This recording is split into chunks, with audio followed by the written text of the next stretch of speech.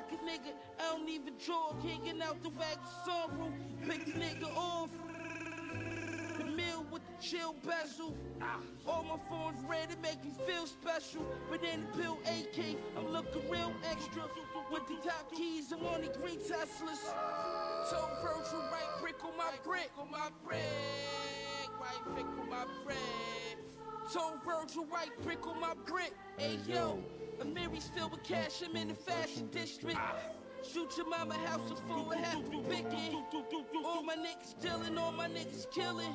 The niggas try to test me, now the niggas missing. Milk Porter's still awesome. They just wanted y'all to have the intro again. They just wanted y'all to hear this again.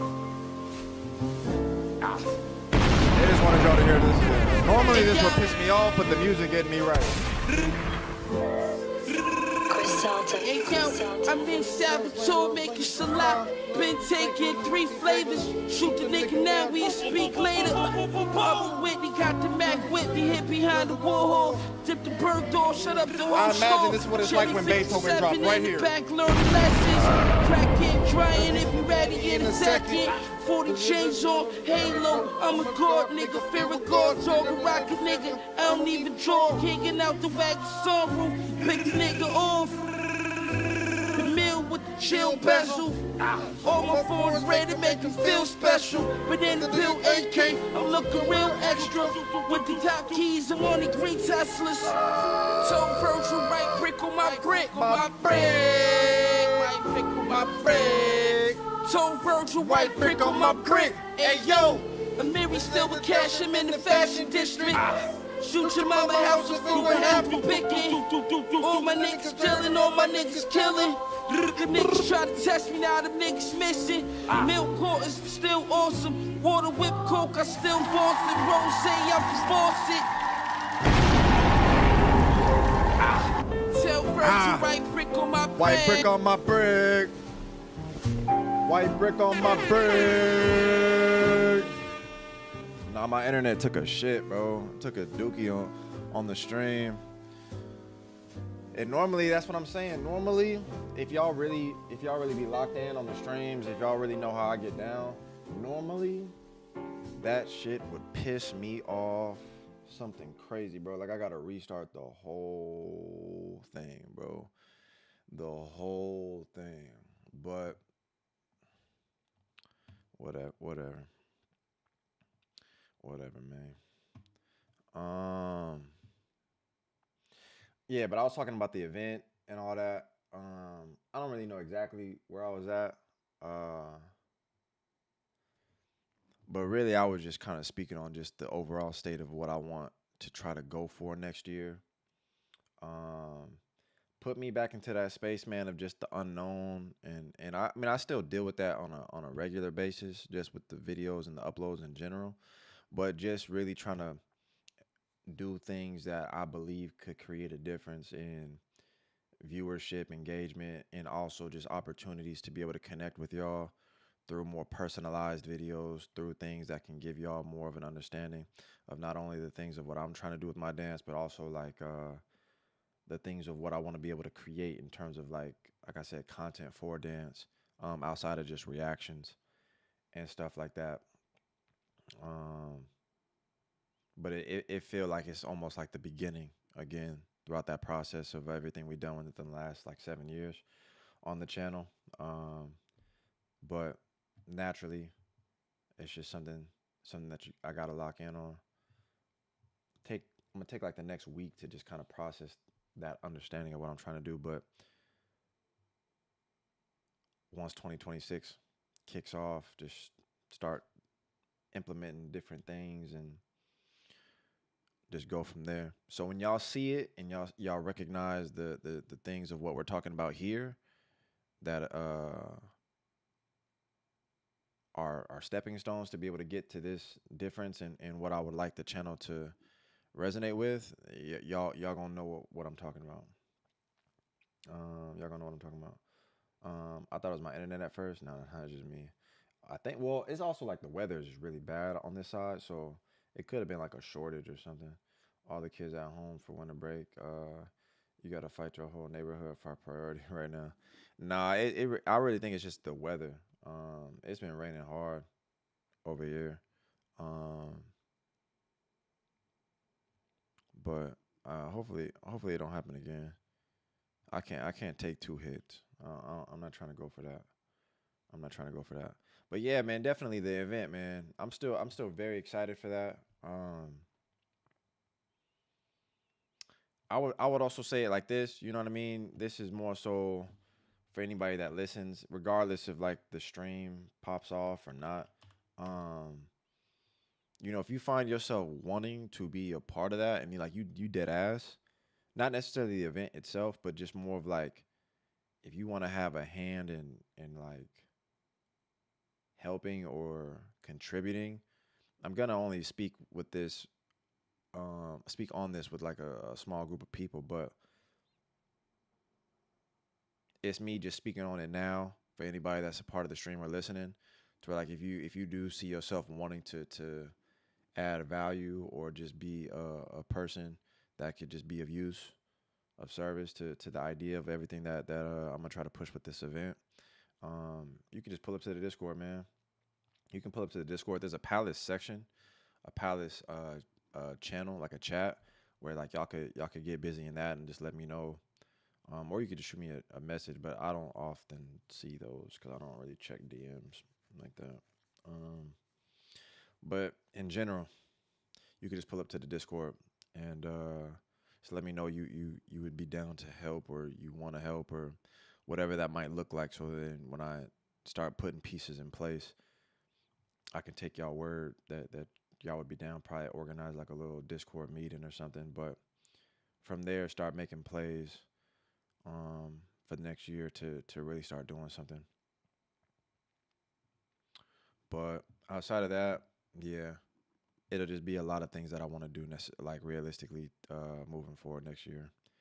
And so hopefully y'all there. You know what I mean? Hopefully I'll be able to connect with y'all more through those videos and through the future, things that we'll do here on the channel. Um, just join. Word. And thank you again, Johnny B. I'm dead ass, man. It's the second stream, so I'm just gonna say it again, Johnny B and Travis. I really do appreciate the donos. Um, I really do, man. I really do, man. This could be one of them streams where it's just really personal. It's a small group of us, um, and I just want to be able to acknowledge y'all with this time that we have, where it's not too many people up in here. It's not too hectic, but I can really just tell y'all thank you because I really do appreciate it. Um, let me see.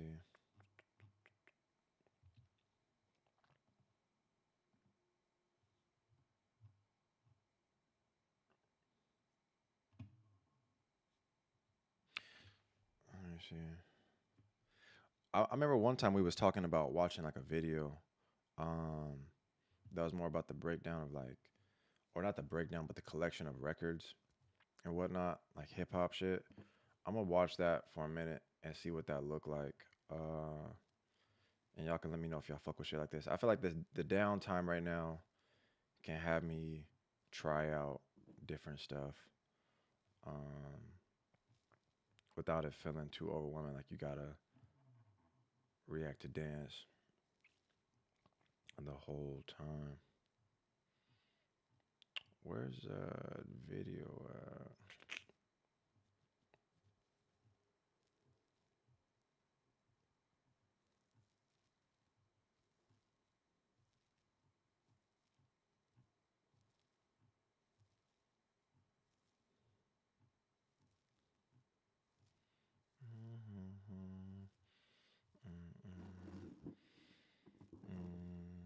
Let's get technical, y'all. We were just talking about a lot of different stuff, man. For the Palace going into the new year. We were just talking about a lot of different things going into the new year. So I'm gonna need you. I'm gonna need you locked in. I'm gonna need you locked in, y'all. You dig? I appreciate you pulling up. Damn, I forgot about this classic. Let me go ahead and throw this on because Jeannie said she liked this song.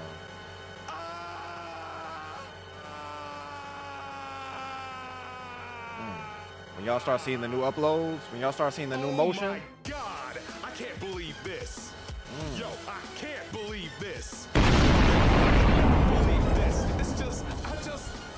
Oh my God, I can't believe this. Yeah. Yo, I can't believe this. What?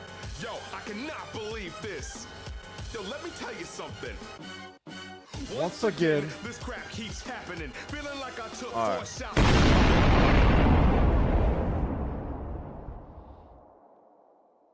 That was in the video Rex by Jeannie. She said that was one of her favorite songs of 2025. So I just wanted to put that out. Be supportive of the people in the chat. Pals, let me see what this look like, man. We talking about the most insane hip hop collection I've ever seen. I don't know who owns all these records. But it also made me consider. I don't know as a part of another collection set, because y'all know I got the mangas. Speaking of mangas, we're gonna talk about this later. We gonna talk about this later. You know what I mean? Y'all see what it is. Y'all see what it is. Y'all know what it is. We're gonna talk about this a little bit later. But I thought about, I don't know if I want to collect vinyls necessarily, but I definitely know I love music and I love a lot of the records within the culture. But I've never like CDs, all that. I think I remember my first CD, deadass, was like To Pimp a Butterfly. My mom's put me on to so much music, and she got like the whole I don't even know what you would call it, but like it's kind of like the old way we used to store our PlayStation games, just like a CD. It's almost like in like a binder kind of, but it's just where you had all your CDs. My mom had like mad albums, but my mom put me on to most of the music that I know. But I never personally like collected CDs, bought cassettes and whatnot. But I want to see what this is talking about.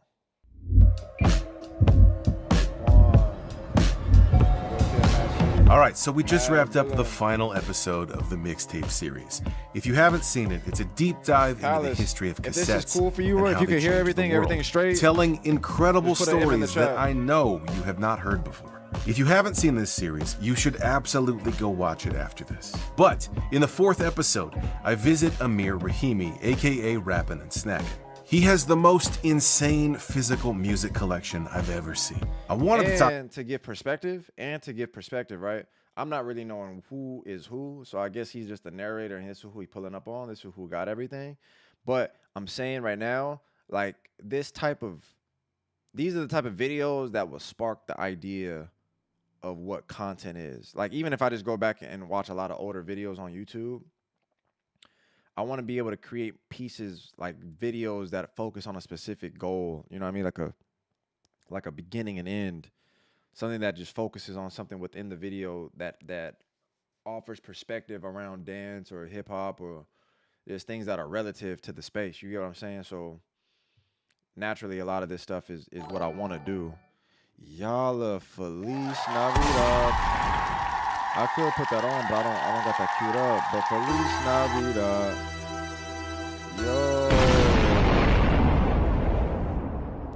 Your mic is far quieter than the video. Also, what's up, Metal? Merry Christmas. I appreciate you. Enjoy. Merry Christmas, man. Hey, Yalla. Nah, dead ass, Yalla. Thank you for that. Dead ass, man. We going off of a 3-peat right now from Travis, Johnny B, and Yalla with the 10 pieces. With the 10 pieces. Thank you for that. Thank you for that, Yalla. I hope you had a fucking amazing holiday with loved ones. I hope you felt loved. I hope you got the gift. I was really trying to see. Maybe I'm gonna have to do it later. I'm gonna have to spin the block. I really want to know what y'all niggas get for Christmas, man. I know y'all got something. I'm watching. I'm trying to get in y'all business. So I'm gonna spin the block on that for sure. But like I said, watch this video right here with like perspective of just being able to have a sense of what content looks like, even when we're focused on hip hop. Like this is still a hip hop related content. Because we're about to pull up and listen to the history of like this person either picking up records. It's not like it's the history of like I don't know who this person is. I mean, if he like somebody that's tapped in from like a producing standpoint, we can get some type of knowledge or insight. But if it's really just going down memory lane and just, the time and the place and the years of him collecting, I mean, I guess that's cool too. I really don't know what this video is talking about. But that's why we can just watch it together for a minute and just see what it's saying. Sharing the love for the culture. Exactly. Like, yeah, this is dead ass what I want to be able to do outside of just reactions. You know what I mean? Outside of just focusing on big names, outside of just focusing on the way that we kind of already do things in the palace. Like, I dead ass just want to have conversations with people, but people that are like either just big fans that just love the shit. Anything that can just create a spark. Like, I want to have, no, I can't talk about that yet. I can't talk about that. But I've already had mad ideas, but I can't talk about that because that's a whole series. Basically, you want to know what, like, okay, before we watch the video, you want to know, like, this is what I mean, because this one is like a throwaway, because it was just me. But then I basically do any of y'all watch Speed? Do any of y'all watch Speed? I show Speed. Anybody? It don't have to be like religiously or like all the time, but I'm dead at even if I rephrased it, I know y'all are aware of Speed, right? It's funny because this is like kind of like the topic too within like how your thoughts, even if you came to that conclusion on your own naturally, like genuinely without being influenced by somebody else could still have like that idea. You're not thinking nothing special, like one off that nobody's ever thought of before or ever done before. But in that thought process of what I was trying to do as far as like videos go, I had told y'all in a stream already, which was valid because I'm glad I got it out my head. But I was telling y'all I wanted to do like a series where I was gonna go and like learn house, like 7 days a week with me learning house, you know what I mean? And that created, this is again like what I mean as far as like what next year could be, where like I give y'all the blueprint of like we're going to different cities, we're going to different states. Of course, that's gonna be bread. That's why I try to save as much money as I can for these type of projects, with these type of ideas. But now I can collaborate with, different people. You know what I mean? I can go to different states, different countries, and connect with some of y'all favorite dancers. But then at the same time, y'all get to watch me just like either struggle or learn something or whatever. But that was something I talked about on stream. I said it for Crump. You know what I mean? Like if I were to go through a trial period of learning Crump and I would link with certain big figures, it could not only help, in my dance, but it could also just be something that's just content for the idea of y'all seeing me struggle working with certain dancers or certain people. But this is something that I specified. And then, yeah. Speed had his Going Pro series, which was basically like the same thing. But Speed could do it obviously on a much higher scale than I fucking can.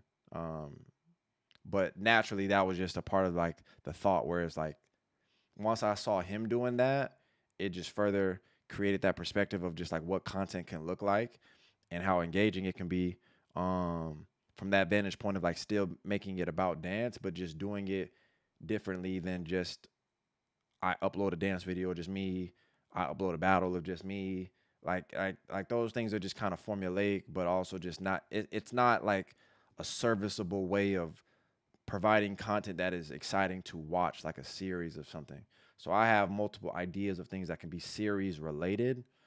I just have no idea how to ever do anything because I don't have the experience in that. But then I imagine I got to have a production team. I got to have equipment. I got to have people to kind of do all that. Like that's where I always fall short. It's like, damn, I get to this point outside of my ideas and then I don't know what to fucking do moving forward. Genie, I'm gonna put this on for you, Genie. I'm gonna put this on for you, Genie.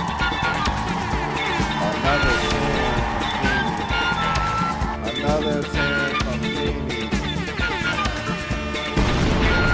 Genie!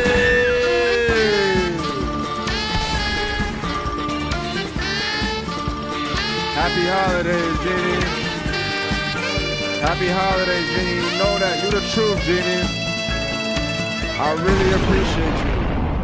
I really do appreciate you a lot, Jeannie.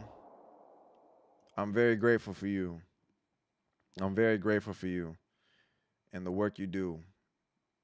The love you show, not even just the work, just like the genuine love you show.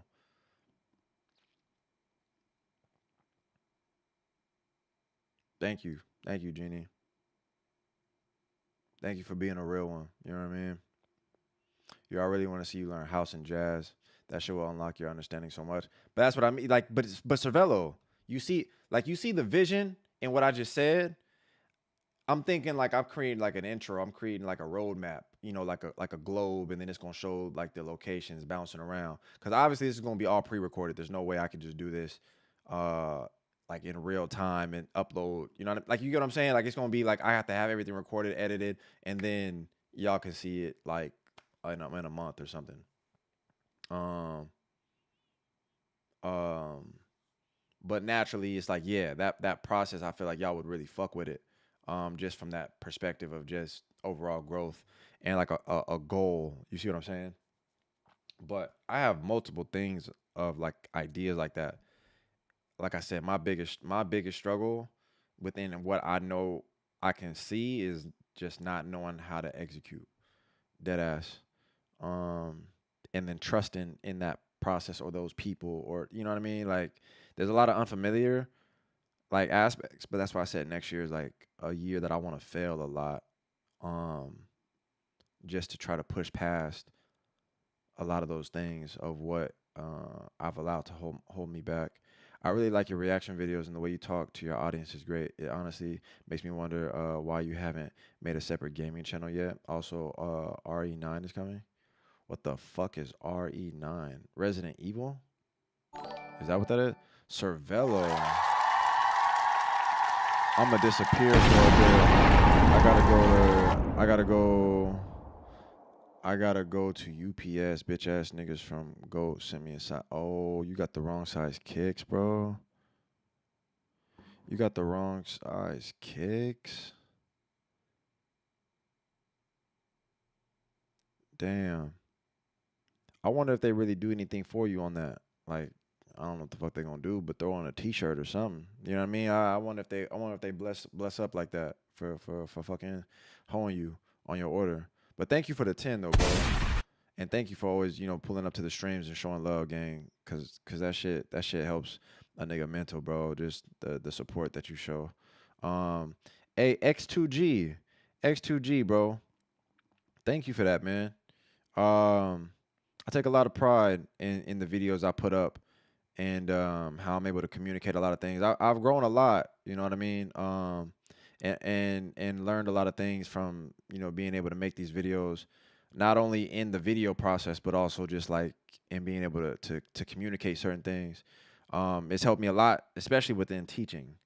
I would probably say it's been the most impactful for myself in being able to like process the things of what I'm doing because I have a level of awareness now. And how I could not only see it, but I could also articulate it. So it's helped me immensely in my own dance, but it's greatly helped me in teaching. So I really do appreciate that because it's just something that really helps me a lot, man. Just being able to get that feedback from people. It means a lot to me.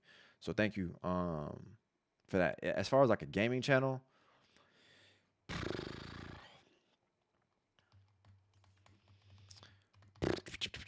like the thing that's difficult, man, is the balance of channels and different platforms. Twitch is something that I've considered a lot going into next year. I don't know. I don't think I like streaming as often as I see people stream. But if I was to stream often, it would definitely be like 2 to 3 hours, maybe at best. Um, but the things of what I've tried to balance is like definitely different channels. So like we do have the live channel where there's a lot of things that I might cover or I should be covering in a live stream that diversifies the type of stuff we watch. And that's also on me, not really committing to like watching the things of what I'm interested in with you guys, whether it's anime or basketball or whatever, and then uploading it on my live channel, which is gaming as well. Like I should be watching new Apex trailers. I should be watching. Well, the main thing that y'all know me to still post on the main channel is the Phantom Blade trailer.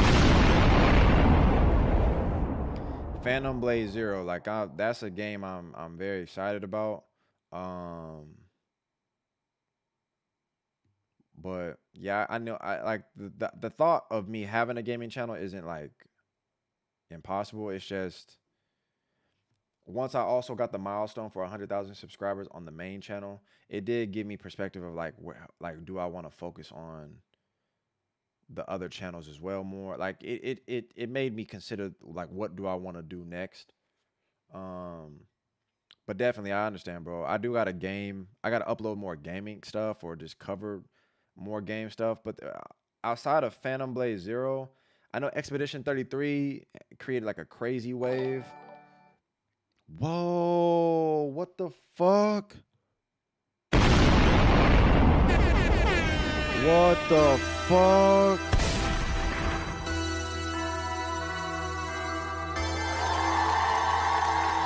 Who this? 16,000 square, 8 million up there, 2 million down here. Whoa, with the big play, with When the I was big born, 40. grandmama could see it. I be Bentley driven and very strategic. I rim sleeve, no diamonds are needed. Floors are heated, so be it, so be it. Fucking with P, get something to meet you. Your soul don't like your body, we help you free it. Then we wait for TMZ to leak it. It ain't no secret, so be it, so be it. Damn.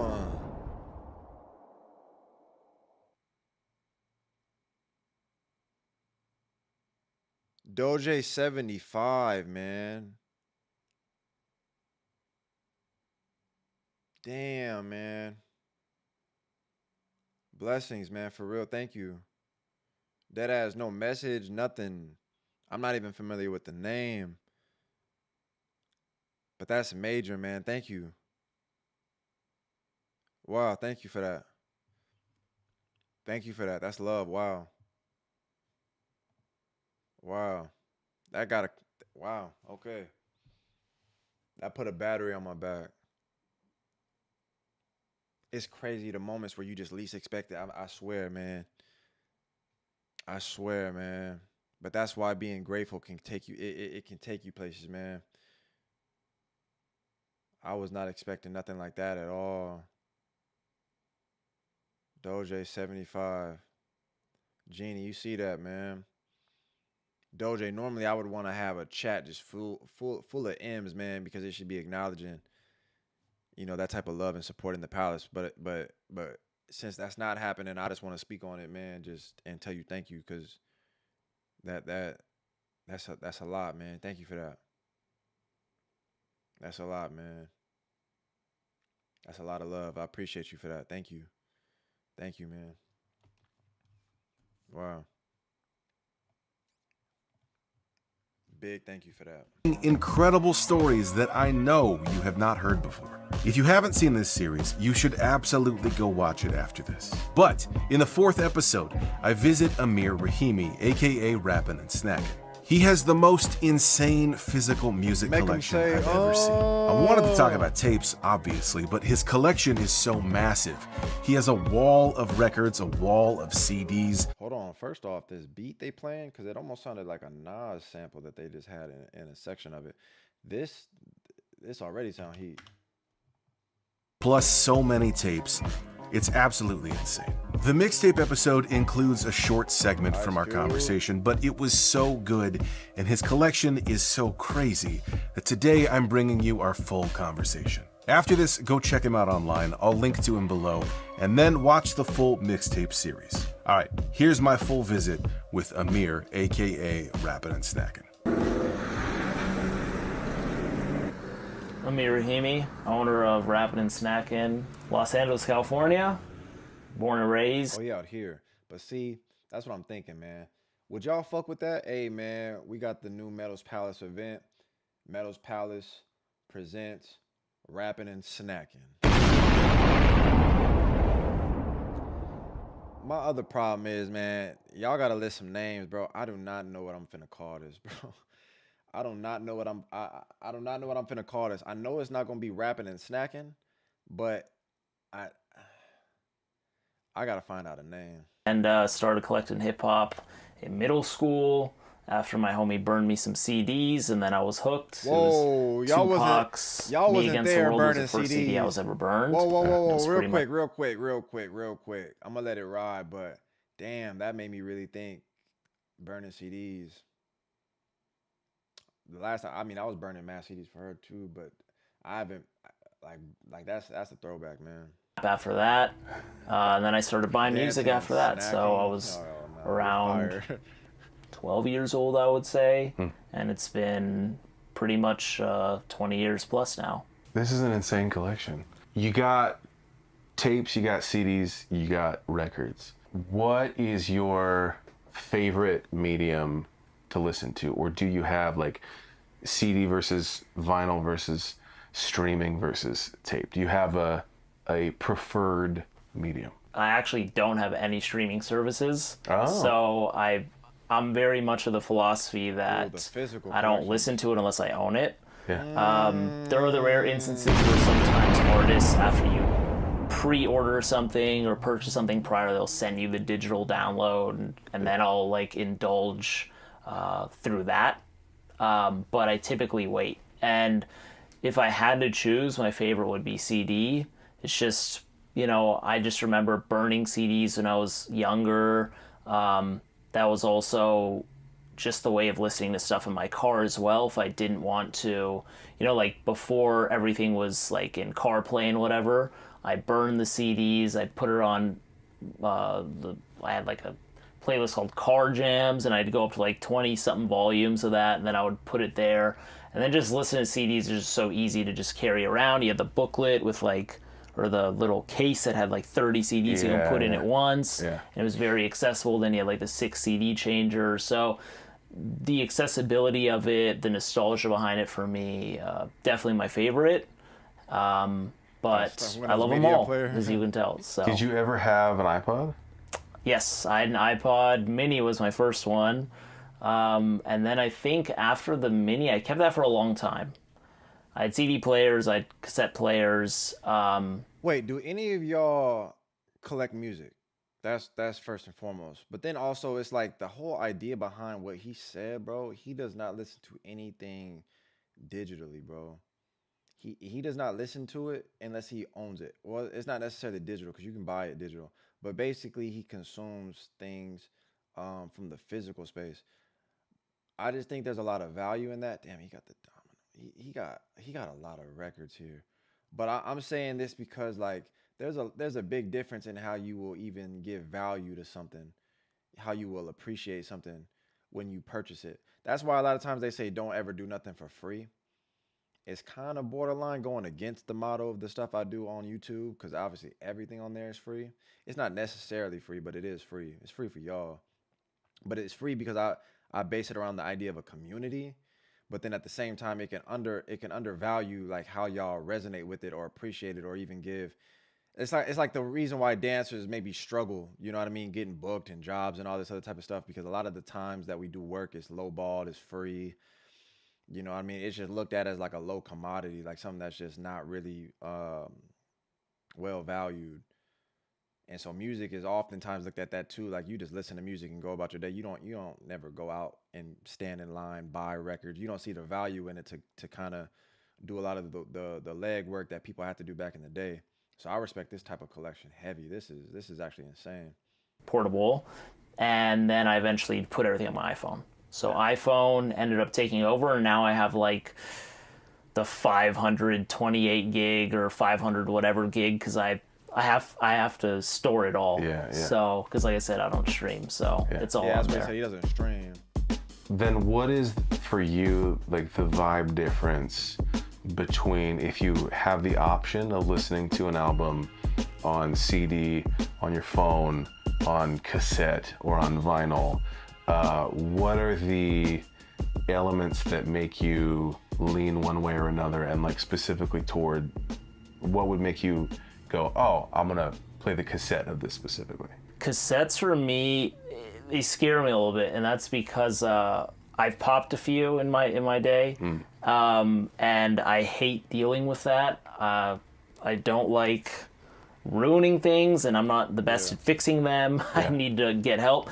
So I used to play them more. I don't play them as much these days unless there's like that special remix that isn't on the vinyl or the CD, or there's that specific like snippet tape that you don't have on other. That's interesting too. Like if you do create like different versions of stuff, just being mindful that you can create a different experience that adds value to one over the other, even though they're both the same. There's a reason or an incentive behind why you should. Because I think about that like a little bit between, like, remember how we had the conversation about how I want to put out the battles? For the most part, I think I'm going to definitely do a live stream. Because I just think it's a part of what I already do. And obviously the live stream takes away from people pulling up and watching the videos because they, for the most part, have watched the live stream. But I think if I just create the difference in how I'm saying how you package it, though, the live stream is the live stream, but I could also focus on just like individual content within the event that could be implemented into the video to change the experience. But I'm also speaking out loud in ways where this is why I tell you normally I don't like doing this. But it's fine. If somebody else did it, somebody else does it.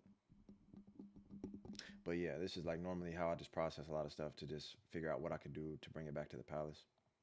Formats, or, there's just, as you know, like in the 90s and 80s, some things were exclusive to the tape release. Like certain albums had specific tape track lists. Like hey, Doja 75, classic example man. is like LL Cool J's "Walking with a Panther" that had thank you again, his man. Jack the Ripper track on there, which is like possibly the best song on the entire album, and it was only on cassette tape.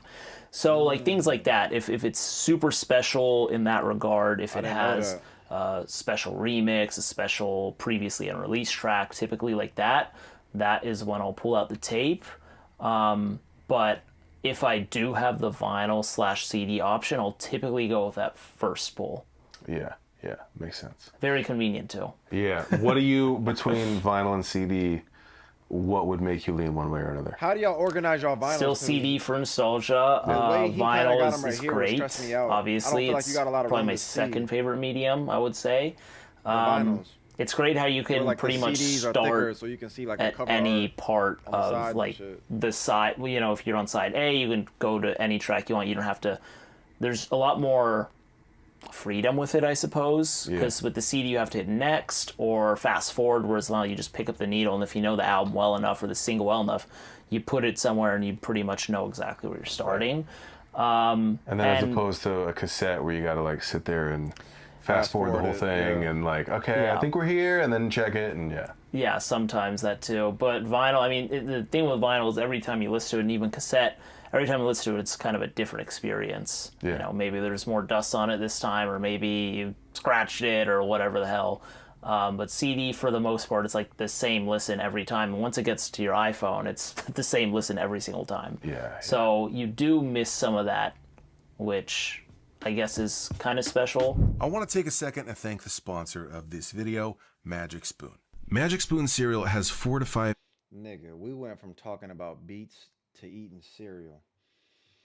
What the fuck am I doing, bro? I need to... bro, Palace, we need sponsors. This nigga started talking about fucking Captain Crunch. This don't got nothing to do... Bro, we need sponsors, bro. We need sponsors. It's getting out of hand now. I used to try... I mean, I it's not that I didn't know this already, but I was focused on, sponsors that were well within the scope of like what I do. Nigga, I'm not even hungry. I wasn't here for this. Now I'm watching a ad call. I'm not watching this shit. That is tight though. Whoa, that cover art is tight. Okay, hold on, Magic Spoon. Stop trying to sell me shit, nigga. The box is kind of tight though. I'm not gonna get me out of here, bro. I don't want what you're selling. Get your hands out my pocket. You got, what is this, 3 copies of Good Kid? Oh, I do. Okay. Well, let's look. Let's see why I have Here we that. go. Here so we go. let's pull these out, and I'll tell you exactly why. See, that's what I'm saying. Like, I mean, unless you just know your setup, like, I don't know. I like cover arts, so I just don't feel like this shows them the best. Even though I get the arrangement, it's just they're so thin. I think I like the shelving space where it's like you can go from the top and you can filter through them. Cause this right here just don't do it for me. I don't like seeing them like this. But maybe this is just a normal way to have them set up though. But when I see the whole bulk of them, it just look like a bunch of plastic. It don't really look like I can actually see the artwork being displayed in a aesthetic way, I guess. So first off, we have the I know, repress. yeah, I This know. is the Good Kid, Mad City dropped in 2012. Yeah. So they repressed this with the alternate cover right here. So you can go ahead and see 2012 and then 2022. So for some reason, I thought this was pressed a lot more recently, but this is coming off as like a 10-year anniversary, which makes complete sense. So they pressed it with the alternate cover, which is, it's kind of like the deluxe edition cover, but just slightly different color.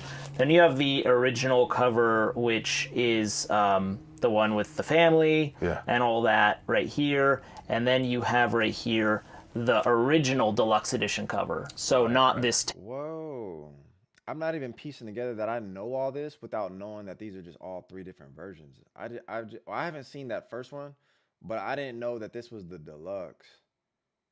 I'm not hip to the differences in that. That's interesting. Anniversary one I just showed, but this deluxe edition cover. So I picked this one up as well, and you can even see the hype sticker that says deluxe edition right there.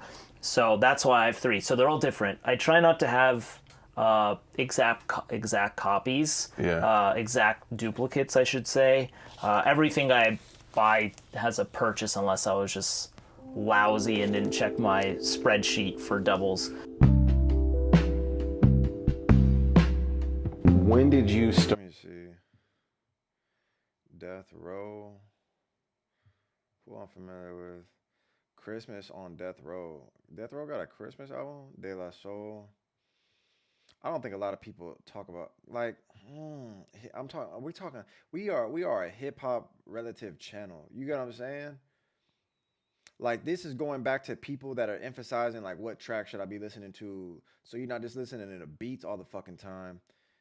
Go pull up these digital underground, man. Like before Pac was like damn near Pac, like Dog Pound, DPG, DMX is up there, DJ Quick, bro. DJ Quick don't like that could change up your whole flow right there. Just going off of Quick's rhyme schemes, that change up your whole flow right there. Then you got E40, the whole sound change, and then you got different locations, bro. You got different regions like where niggas is coming from, so they got a different sound to it. People gotta listen to music more, man. People gotta listen to music more. Collecting cassettes specifically? I'd say high school. I first started with CDs because I didn't have like a lot of money, so I would collect my allowance at that time, you know, middle school and whatever, and buy CDs. And even back then, I was very much like I just wanted to support. Yeah. So that's how that started. With tapes, I think it was in early high school because that's when I started to go to other stores. Like aside from the Circuit City, which was alive back in those days, and Best Buy. Yeah. Then I started to go to like other stores like Amoeba. Also, like it's probably a little bit more niche because like the stores he just said, I was thinking of like stores where you would go to buy your records and whatnot. Where do y'all go? Jeannie, you said I don't have vinyls, but I have CDs and cassettes. Oh, you got cassettes. The same type of timing you want with the cassettes though. You probably don't really play them shits. I placed the cover booklet face up in the case, and then I sleep the CD behind the booklets. Yeah, because I like the cover art of a lot of that shit. Where do y'all go? Where do y'all go to? I mean, if it's like local little mom and pop shops or something that's just not mainstream. But I remember like the stores back in the day were big name shits like what he just said. But a lot of those are gone now. This is my favorite shop. Yeah.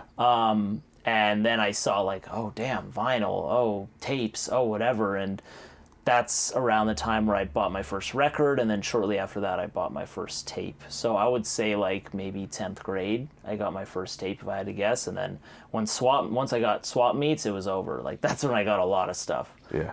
What are some of your favorite, like most treasured JD, cassettes what's going on, man? that you have? God, it's very tough. I guess I'll just point out a couple like special ones. Yeah. So my favorite album is Death Certificate. So I guess I won't say that because the tape itself is fairly plain. It's just like the standard pressing. You got the Cube joint? So Death Certificate That's right his here favorite album? is Oh, yeah, my favorite that album of all dude, yeah, time, wow, but yeah. I just have to shout it out, obviously, Yeah. just because, in my opinion, it's also the best album ever made. But I see you for, got like, 4 copies as well. and I got 4 copies, yeah. So you have 2 different pressings, one of which has like the neon color text, and then this one is just the white text right here. And then you have more copies here. One is actually a bootleg that I bought intentionally. Just I was like, oh, I just want to see what the bootleg's like. So that's not this one. That's the UK version. This is the bootleg one. So you can tell it's a little more grainy. But I just like to buy boots sometimes. And the one below is also, you got 2 other ones right here. You got the Polish pressing, which is like a totally different cover. So, you know, other countries have different styles. Yeah. And then you have this one right here as well. So you got another, like, just look at that, how other countries just do their thing. So this is another interesting one here. The thing I like about cassettes, though, the sound, bro. The fucking sound of the cassette shuffling in the case and just like the insertion. It's kind of like sound design and aesthetics, because I'm a very aesthetic person. Like, man, when you would pop that cassette in and you would hear it clank to close and lock, like even just the opening and the grabbing of the cassette and just how it hits the plastic, like there's just something about that sound, bro, that is really do something for me. Remembering off the top of my head which country did this one, I'm not remembering, but it's not Japan, that much I know. But Can I see that one? this one, yeah, and this is the Polish one. This one I've been looking for a while. Yeah. They do they've done these for other Ice Cube albums as well. Wow. So, like, you have another one right here, for example. Another Wow. bootleg. Or another pressing, I should say, for the Predator, though. So, Wow, this is pretty cool stuff. So Death Certificate, how many is this total you have? For Death Certificate, and then there's one below it, which is the one they repress it and did the new cover for Death Certificate. This is sealed, so this was the 25th anniversary, so I kept this one sealed. Wow. Boom. So yeah, quite a few. Yeah, 1, 2, 3, 4, 5, 6, 7. Yeah. If you want like something more rare, Yeah, sure. He got the blueprints I just saw right there. Damn, bro. He got the 444, the Black album. Reasonable Doubt, one of my favorite albums ever made.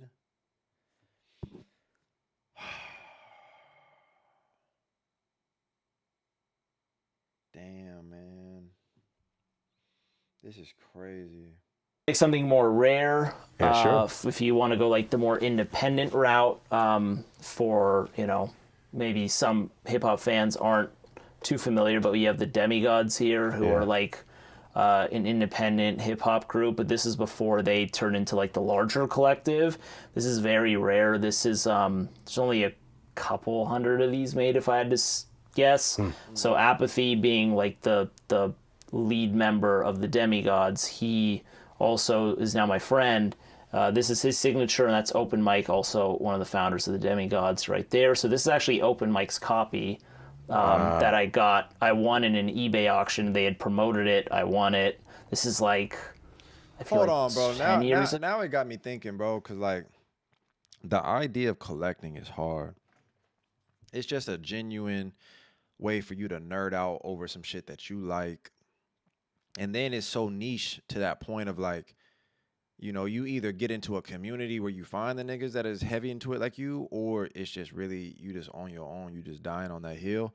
But I mean, I know this nigga can talk about this for the rest of the day if someone let him. It made me think, do y'all got anything y'all collect, bro? Or like, I'm talking like y'all really put money into this shit, or you put years into this shit, or it's just like it's something that you know is you, even if you don't got people to talk about it with, or you know what I mean, shit that just is more of a personal interest. But I'm really trying to see, do y'all like dance is one of them for sure. But I'm just trying to look at it like, do y'all got hobbies or like these things that y'all really go outside and collect? I bought it actually a little over 10 years ago. It was like 2012, 2013. And yeah, I got it. And this is not very easy to find. I have seen another one for sale since, but from just like someone like you and me, you know, just like someone who had it when it came out. So this is pretty rare. Once again, it's like their demo tape. So the I like how he put it, the cassette away just to take it right back out. Yeah. So that's not easy to find. Do you know how much you paid for it?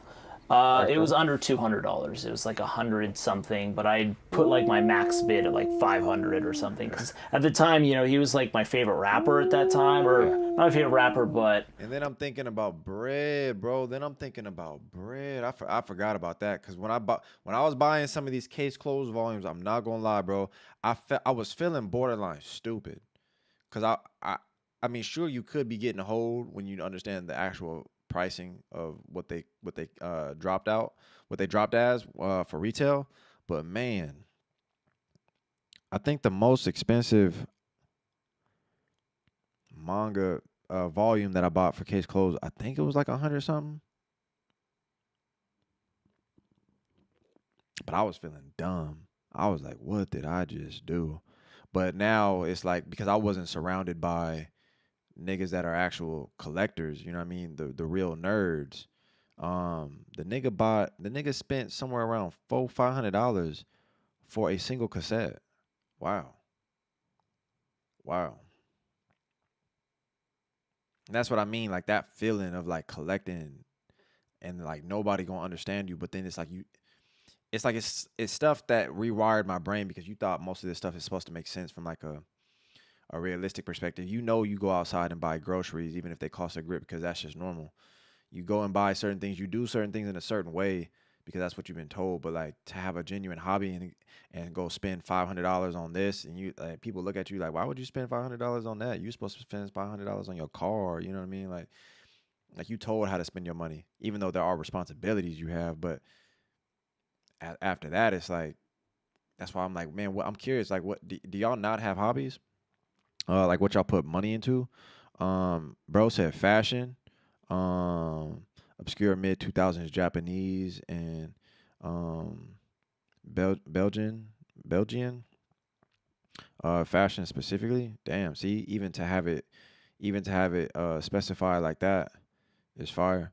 Anime collectibles, word. You got like Funko Pops or like what you saying, like DVDs. Clothes in my manga collection. Word. Travis, what's your like top 3 manga sets that you got? A lot of the manga I have are pretty niche. I also have a small vinyl collection. See the vinyls, y'all might get me on the vinyls, man. I might have to tap in. Collecting shit is expensive. I know. I'm realizing that right now. I am gardening. Ooh, see, like that's another thing though. Like, yeah, a whole garden phase, on the plants way, veggies and fruits type shit. Y'all, you like dead ass grew your own, like apple or something, and like ate that bitch. I want to have an indoor garden, for heirloom tomatoes so bad, bro. I was like, heirloom? You about to grow heirlooms like Apex? Uh, no, that's not even close to bad. Car collectors be spending 50 bands on. Oh, okay. Niggas that's on this Pokemon wave right now. Yeah, I know it's different. I know it's Wait. Are y'all on that?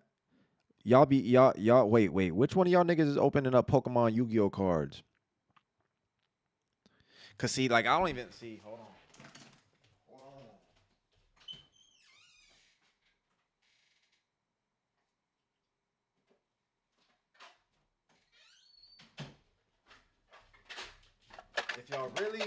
If y'all really want to be about that life, you know what I mean? Like I'm talking like it's definitely beat, you know what I mean? It's cooked, but it's old. That's why. But if y'all really want to go there, you see what I'm saying? Like I could pop the trunk. I could pop the trunk, you know what I mean? I ain't dusted these off in a minute. I don't know why I did Kaiba so dirty like that though. I don't really like the nigga. But I'm not gonna lie, like Blue Eyes ain't one of the coldest fucking cars ever created. Ooh, hoo, hoo. There you go. There you go, right there.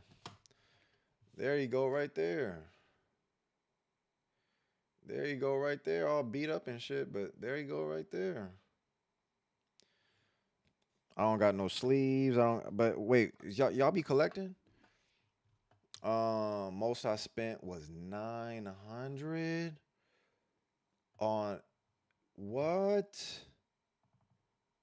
Whoa, whoa, whoa, whoa, whoa, whoa, whoa, whoa, whoa. Cause y'all don't really give a fuck about what I'm showing y'all with the cards right now. But wait, 900 Miyagi Care Tag Bomber. I would never take this off. Oh, I did see somebody with this actually though. You know what's crazy, Cervello? This is what I mean though. But it's just me not knowing. It's like I seen a post of this. Watch when I show you this, Cervello. Watch when I show you what I'm saying. Watch when I show you what I'm saying. It's gonna be a minute because I gotta go through my collection. But I've seen this not knowing really what it is. But damn, okay. 450 on some Creed cologne. Yo. But you collect cologne or that's just the one? I used to collect Pokemon cards, old school, and Disney tapes. Edible leaves. Oh, you be back there blowing. Um, Spinach. Uh, Gomino. Gomino. Mints. Uh, Argula. We got mangoes, coconut. Whoa. Whoa. I didn't even know what I was getting into when I was asking these, but damn. Funkos and figurines. What's your yeah, you got a crazy number? You got a crazy number on your shit too? Johnny B? Whoa.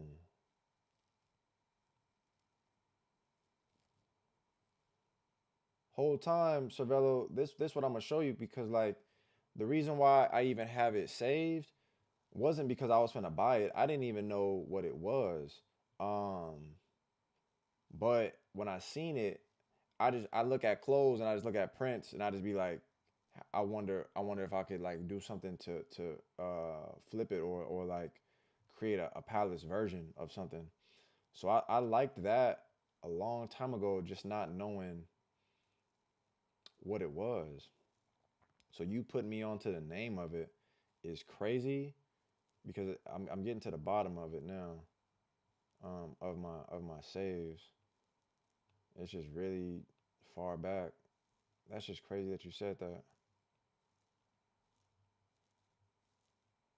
It's like a full circle moment kind of thing. Damn.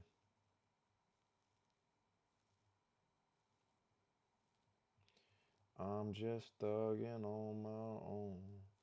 Come to the set and get put on by me and my woo woo woo.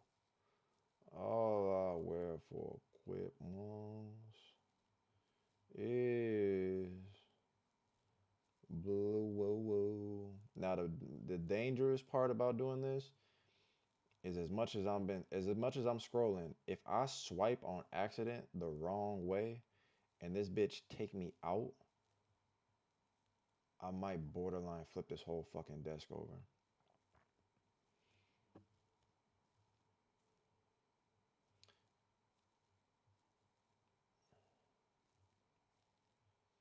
Niggas been telling me about the clothes, but bro, it's a really expensive, draining process. But I'm not gonna lie to you.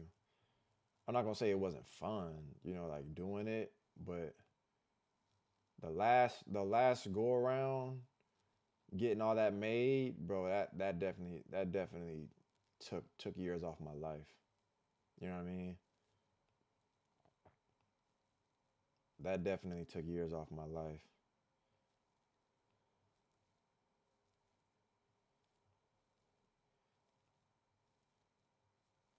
Damn, this is really when I just had mad clothes,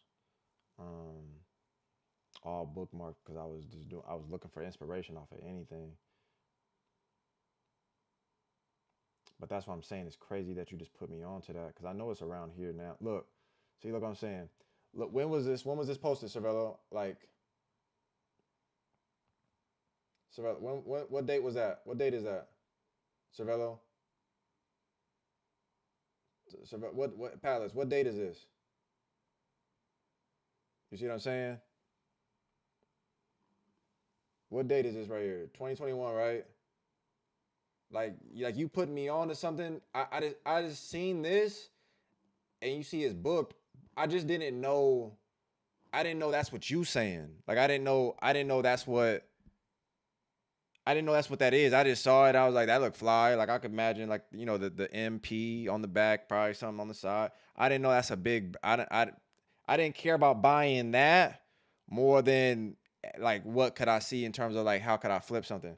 Whole time you telling me this jacket costs fucking $1,000. That's why I be like, man, I'm finna make something like that, nigga, and it's gonna be 100. What do we do? 1,000 bones? But I get it. The garment itself, the quality probably is crazy, or maybe it's the fit. I don't know, but that's just in my mind. It's crazy for how long ago I saw this, but the whole time had no idea. It's called it's a Makame, a care tag bomber. I no idea, man. No idea. Hey, Miles. Happy holidays, man. Merry Christmas to you, gang. I appreciate you for pulling up to the stream, bro. I appreciate you for pulling up to the stream and trying to spread some holiday cheer. You know what I mean? But Cervello, see, I was hip. I just didn't know. I was hip. I just didn't know. Again, Doje75, Cervello, Jeannie, Yala, Johnny, Travis. I appreciate y'all, man, for blessing up the palace and donating for the holidays, gang. I genuinely appreciate that. But I see, yeah, Cervello, I knew I was able to keep up with you, player. I was listening to the most. Yeah. So I was like, I need to get this thing. What if I never see this thing again? So Yeah. I got it. And yeah. But those are two pretty rare ones. I'll go into, or that's a rare one. The IC one's not so much, except for some of the bootlegs. That's awesome. And then this, these the Madville ones are interesting. So this one was actually pressed Madvillainy. You have 3 different pressings here. So I'll just show this. You have like the matte cover, so it's just matte artwork, and then you got the glossy. Oh, but then this one here I got at the Beat Swap meet in LA, and I believe Stone's Throw had their own booth. If I recall, it was Stone's Throw that had their own booth, and they released these as well as other pressings of Madvillainy with like etched, drawn covers. Yeah. But these were released in these special like orange cases. That's it? So they're not easy to find anymore, Yeah. and they intentionally released it in these cases for some reason. That's and they clean. didn't let you buy more than one. Like, it was just one per person. So I don't even remember how many of these are out there, but not a lot. And then the hand-drawn covers are even more rare, but I didn't want to spend that money, to be honest. One of my homies has a couple, But yeah, this is pretty cool. That's very cool. And there's a lot more that's pretty rare, but those are some that are coming off of my head at the moment. Do you have the purple tape? Yes, I do.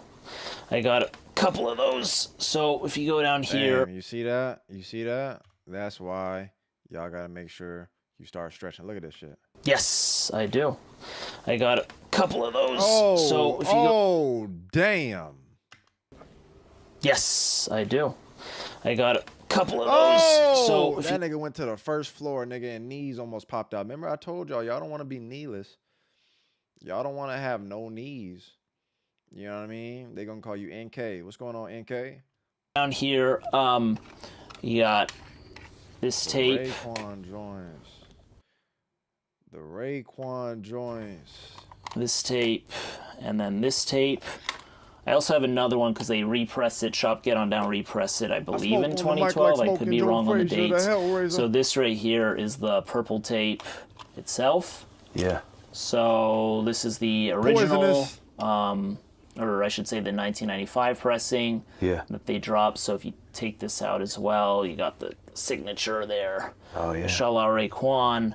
This is more like your standard pressing that is on clear cassette tape. Yeah. So your 95 pressing that people don't care about as much as the purple tape, right? Yeah. But this still does fetch for a decent amount of money in today's market. Tapes have been shooting up past 10 years pretty much. And then this is the Canadian pressing, which a lot of Canadian pressings come on black tape. Oh, wow. So this is on black tape. So, You don't need to talk about my knees is good. My knees is straight. I don't know what y'all talking about.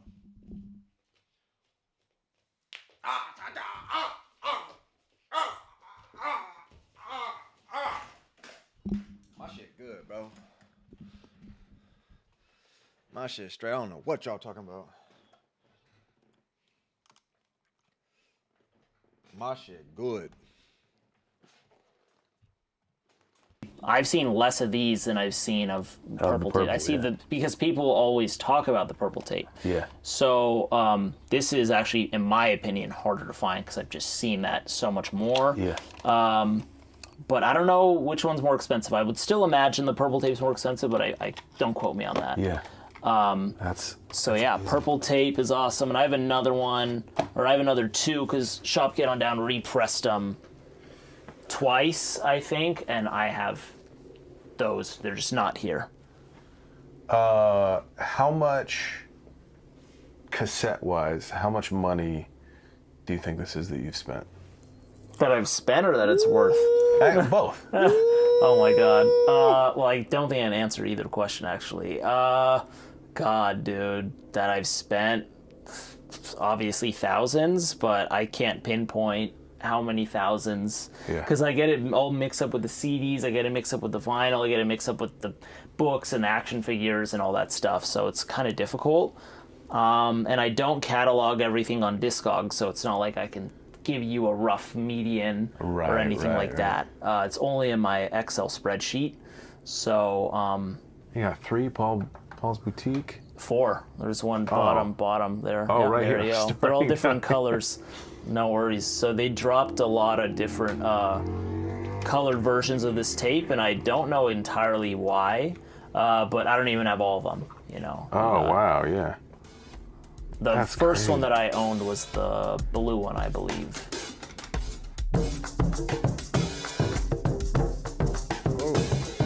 What's the main place that you buy tapes? So, no, I hardly buy from eBay. I hardly buy tapes from eBay, I should say. I do, just not too often. I usually buy most in stores. Before COVID, I would say the main place I purchased them from would be Swap Meets. So Beat Swap Meet in Los Angeles was a place where I've gotten tons of tapes. Some friends who I bought from, like my homie AD Uno on Instagram. I purchased from him. He's a good dude, which he doesn't really sell. In case anyone sees this, it's just I guess I was special. Yeah. But swap meets, but now honestly, in the past couple of years, has been stores, because with all the swap meets that kind of they're just not the same after COVID, the ones that I used to go to. Yeah. So you got less sellers out there. A lot of people set up online shops, and it just kind of changed. So mainly stores now. Okay. Mainly stores.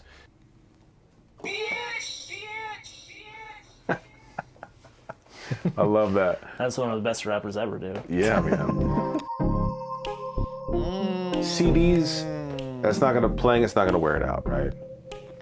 Yeah, unless I drop it or Yeah, unless I mess up. Yeah. But vinyl, what is your ratio of like, yeah, I'll play this versus like the 10-year anniversary one, like that's gonna be sealed, I'll play a different one?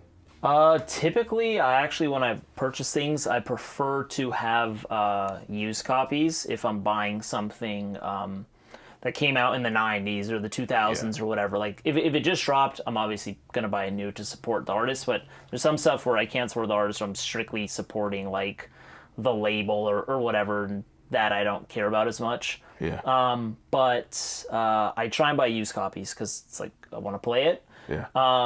So I'll open it and listen to it just depending on how quick I get it, right? So if I get it before the CD, I'll usually listen to it before the CD. Depending on the mood or whatever I'm doing, I'll just opt for, I'll be like, oh, today feels like a vinyl day. Or it's like something that lame sounding, like, oh, today seems like a vinyl day. And then, here I am, like, putting it on the thing over there. And it's just like, I'm over here moving stuff around, and it's like easier than pulling something from there and playing it, or pulling out my iPhone and like queuing up songs or whatever. So I'll just go for like an album. So like right there you see Nori's debut album, or back when he was Noriega, the album's called Nori. But you have like that. So that was something that I was playing recently, and I have the little holder, the vinyl holder right there.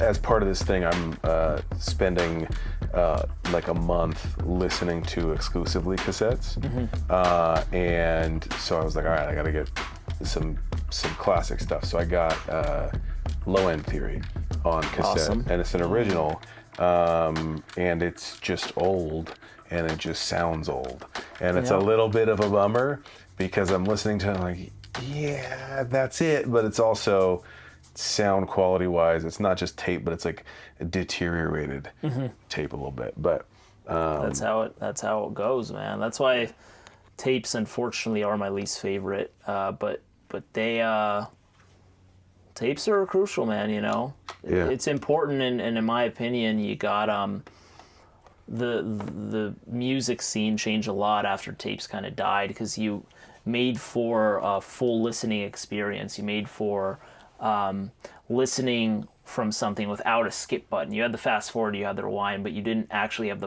the leisure of picking up the needle and dropping into the next song or hitting next on the CD player. So you would have these albums that from track 1, they'd have an intro, and then by like track 6, before you flip the tape over, it would have like some skit or take a smoke break or something like that, because they knew that you were listening to this in your car or on the go, and it would be like, I need to curate this for this type of listener. Whereas after the cassettes kind of died, or I mean they're having a resurgence, right? But after they died in like the late 90s, early 2000s, mid 2000s, you saw people take kind of a different approach for how they're recording music, making music. It's just a different type of listening experience. So that's why, some people say like the 90s is the golden era and all that stuff, which I have opinions on that, but it's kind of hard to dispute when people were making music in a very different way. They had to keep your attention. You couldn't just hit next. You couldn't just download or stream a song or whatever it was. Yeah. So you have like, to kind of go back to Death Certificate just real quick, if you want to look at this, you have right here,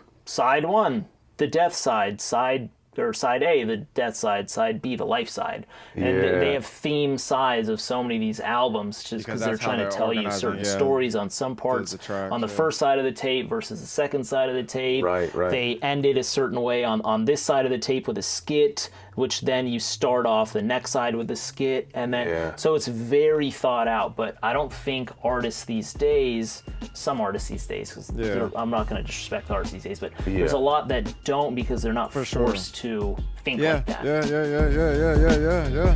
yeah. That's fact. Again, even in those ways of being boxed in, it's still, in a way, it could be indirectly, but for the most part, it challenges you to go within that and around that to try to see how you could maneuver with those limitations or still create possibilities amongst the circumstances for what you're currently pushing through. So if it's like, you know, the whole cassette era, to just understand how the listening experience is going to go, you do certain things for that type of experience, but realistically that's not a setback. It's just like a beautiful way, and you being able to experience the things of just what was at that time, and just like the creative thoughts around how to go about doing something with those limitations or those grounded perspectives within creating on something like a cassette. I think shit like that is actually tight though, because it's borderline similar to I don't know, using foundation possibly. You know, like it's the root of that of what it is you do or what you're utilizing. But I mean, to that degree, you work with that and you try to elevate that of what it is in terms of an experience for how you're utilizing that format, that structure. That was tight. Palace, for those type of videos, even me learning about y'all hobbies or y'all interests or the things that y'all possibly collect, let me know if you feel like this is a wave. Like if you feel like this is something you appreciate or you will fuck with, if we were to watch more of these type of things on stream. It don't even necessarily have to be going through someone's vinyl or cassette, like anything of their records. It realistically could just be more things to dive into hip hop, like even just listening to certain figures break down certain things, listening to certain perspectives from certain people. Because obviously this was just a collector, so there wasn't like anything really informative outside of just his overall experience throughout the time of collecting. But even then, we could listen to just more video breakdowns of just these type of hip hop um relative type videos. And I think it would be cool to add with the dance videos. Um, but y'all let me know what y'all thought about it. If y'all fuck with it, then by all means we could do that. By all means we could do that. I see how that can happen with dance limitations around dance just to one genre or a subset of music. It's realistically just saying the scope around, like, usually people want to do more styles. They want to do hybrid approaches in dance because they just want to, it's like the idea that you're doing more. Like they just want to continue to just feed the algorithm. I'm using that just like as a metaphor almost, but like they want to feed the algorithm.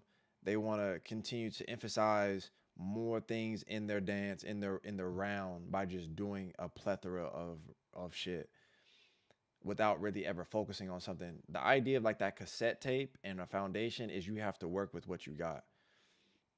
And so like the ideas that you now have curated around that create a creative like perspective. Like, wow, he had the two sides, but it fit for a theme that starts with a skit on each side, because he's also aware of the way in which people flip it over, play it, the down, like whatever the thought process is relative to the foundation of a cassette and the listening experience, the structure of a cassette. So naturally, I just look at it like some people feel like they're limited, and when they think of foundation, they're like, oh, there's nothing really I could do here. It's boring. It's just this. Some people can look at the idea of putting tracks on a cassette and just not see the workaround. They don't see the ways in which you can finesse it. They don't see how you can still make this something beyond that of what it is in the way you view it as just a cassette, and you feel like there's not much you can do to that. But that's a cool process. That's a cool perspective. And being able to see some of what niggas was doing for each different version. But it do make it like I've always thought about collecting music. I just never really dove into it, obviously because of even the money that's gonna go towards that. But now might not be the time. But maybe one day, maybe even next year. Shit, I don't know. Maybe even next year. But if y'all, like I said, if y'all fuck with it, then that's cool. Um, like I have a vision for a project in mind. Won't really get into it, but I want to bring that thematic approach. I say you should do it, Genie. I'm already telling you right now. I don't even know what it is. I think you should do it. I think you should do it.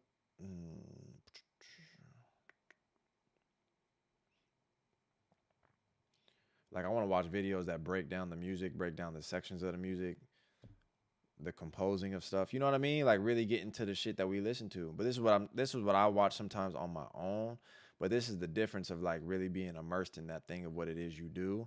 Or just being, it's like the less you know, the easier it is for you to also just be influenced. Take that into consideration, really process that, sit with that, understand that. When you don't know, you're less, or when you do know, you're less likely to be influenced because you have something to stand on. You know what you're talking about. When you don't know, that's where anything could just really change the scope of the thing it is that you're doing or the direction you're going.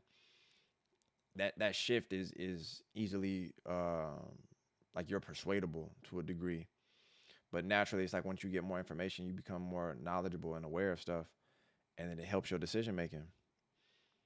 I love listening to breakdowns of music and just understanding instruments and the thought process behind stuff to just further grasp like the shit that you supposed to be doing in your dance is not just mindless, or it's not just doing tricks for kids and bullshit blow ups and dumbass like it's cool to do fun little dances and whatnot, but substance, bro. Substance. Niggas is allergic to that shit. Niggas don't really want to have depth in their stuff. Niggas don't really want to build vocabulary. And some niggas do.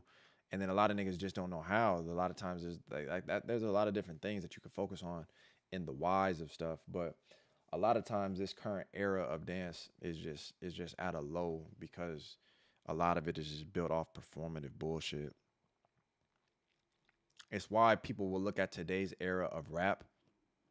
Be honest, bro. Today's era of rap is pretty garbage for the most part. We don't even have a plethora of niggas where you going across the board just like, man, niggas is really rapping out here. It's just not like that, bro. It's just not. It's just not. It's just not. It's unfortunate, but it's not like that. And maybe it won't get back to that, and maybe dance will continue to be what it is, and that's fine too. Can't control it, but at the very least, we'll speak on it. You know what I mean? But the era of shit that just was what it was, you have that peak era. You know what I mean? And you're able to just recognize it, and that's a standard that I like to live by, to be able to get myself to that point eventually.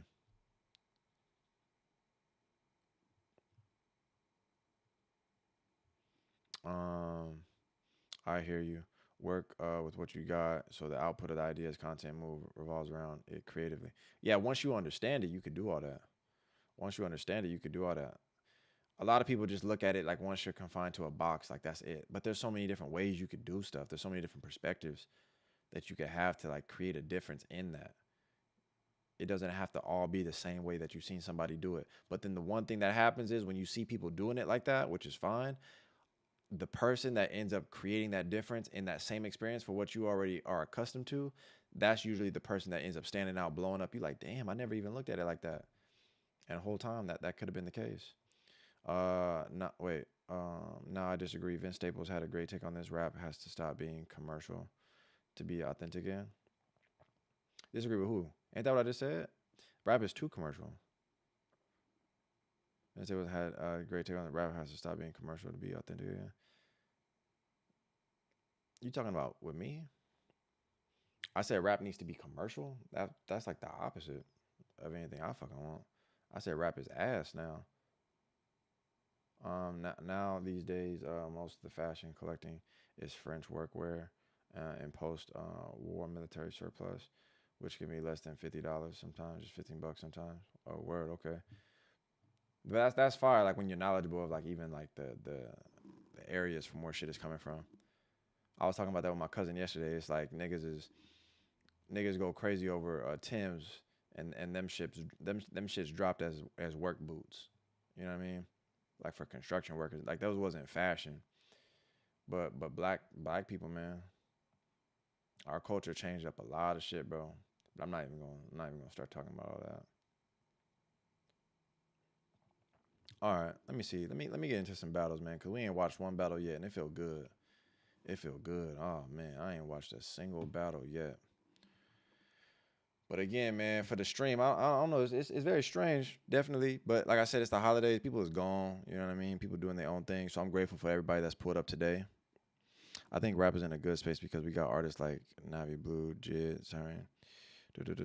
No. But that's what I'm saying. You just emphasized it. What I said. It's underground though.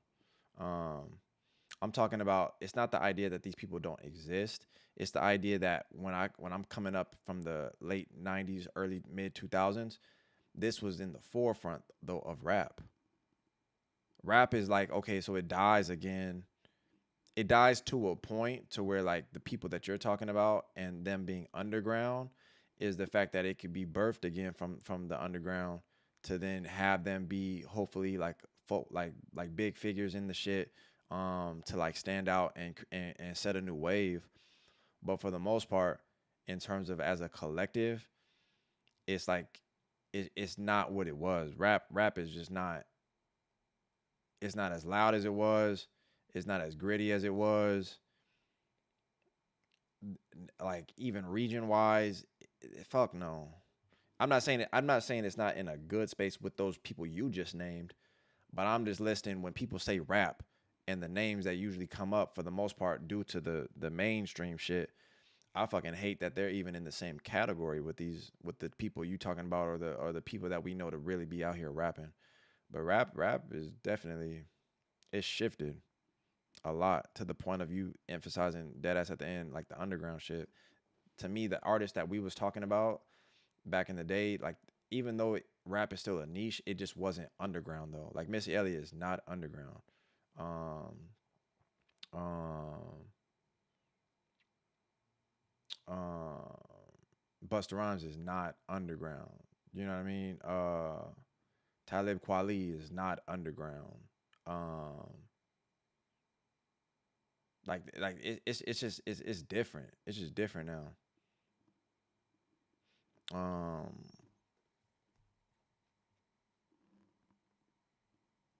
but I think rap is the quality of rap is just the standard is it's kind of like the same thing I'm implying. Like there's dancers all around the world that are crazy. It's just the standard is different now because now people can, but I'm saying to balance out the idea like people put out so much bullshit, Cervello, and it's like niggas consider that hip hop. I'm like that shit is annoying. Um, but then I did see a funny ass video. Niggas is like motherfuckers want to talk about rap music that come out today, and then they want to put me on to this type of shit. Lottie body, come touch my body, come find a party, and we go to the dotty. I gotta take a potty, going to the god. I was like, hey man, shut the fuck up, bro. They want to say my shit is garbage, and they want me to listen to this. Hottie hottie, come touch my body, come to the party, and we go to the lobby. Hum to the hottie. I was like, you got it. I was like, that shit pretty funny. Gotta roll off for now. Hanging out with family. Happy holidays, pilots. Hey, Jeannie, I appreciate you even for the time you was here. Thank you, Jeannie, and thank you for the 10. I really do appreciate you for that. Safety to you and the family, and I hope y'all have a good rest of y'all day and a weekend spent, with each other for the holidays. That's fire. I was like, hey man, y'all gotta leave Slick Rick alone, bro. Watch out. Watch out. Let me see, bro. I'm about to pull this up right here. We finna go straight to this. Palace, let's see if we can turn up just a taste. We was watching Dexter. Dexter, boy genius. We were watching Dexter get busy on the last battle. Something crazy, man. Again, remember this. This is just the same thing we was talking about with the records and everything else because of how accessible things are. I'm pretty sure when we watch some of these videos, that's all you need right there. You don't need to watch 30 other videos. You don't need it because your level ain't close enough to what we just watched to begin with. So why are we watching more? We gonna watch more because we just enjoy the dance, right? Just off of that. But I'm saying it's not to persuade you not to watch more. It's to persuade you to not consume more while dismissing the things of what you just watched previously. Last stream, the rounds that we saw from Dexter had me in my lab mentally and literally physically. Like I'm outside just working by myself, just putting things from what I'm watching into practice because the state of what I'm watching has shifted my perspective in what's possible. Again, a standard, and realistically me just not wanting to be ass. So I'm gonna watch this right here because I haven't seen it. They put this up in the Discord Rex. We got Blood versus Groit, which is Dexter, which is Deep, which is about 30 different other names. I'm gonna see how this shit go.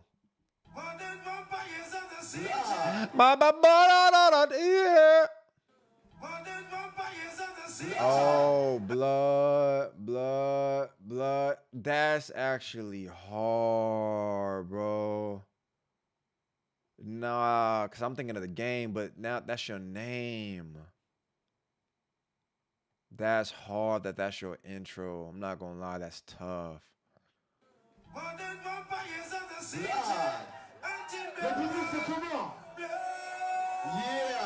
That's hard. That's hard, bro.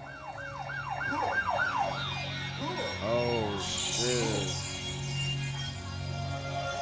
Whoa.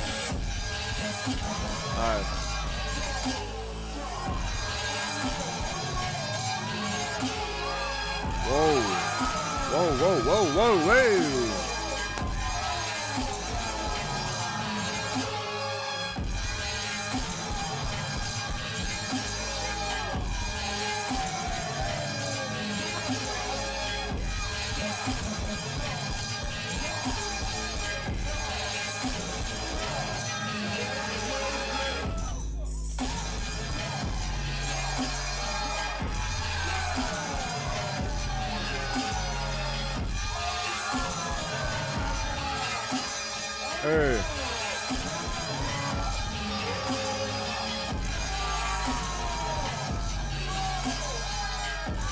Damn.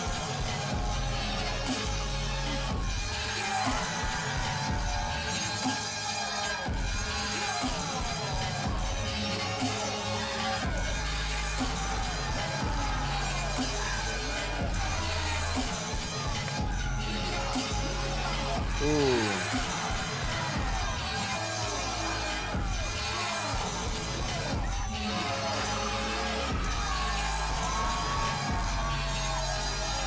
Nice. Whoa, outside.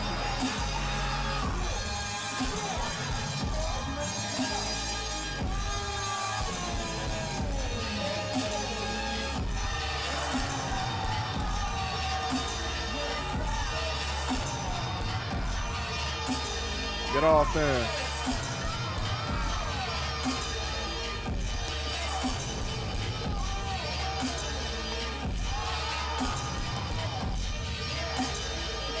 Hey.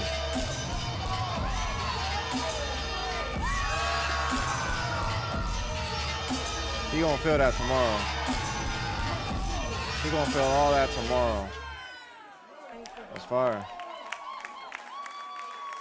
That's fire. I'm not gonna lie, whole time I was scared because I'm watching him get off while thinking, I think Dexter gonna eat that for lunch. You understand? Okay. Okay. Okay. Okay. Is he gonna start on the ground? Okay, DJ. Was that the plan from the beginning? Why he getting up like that? Oh no. He said, y'all niggas wanna see him bleed?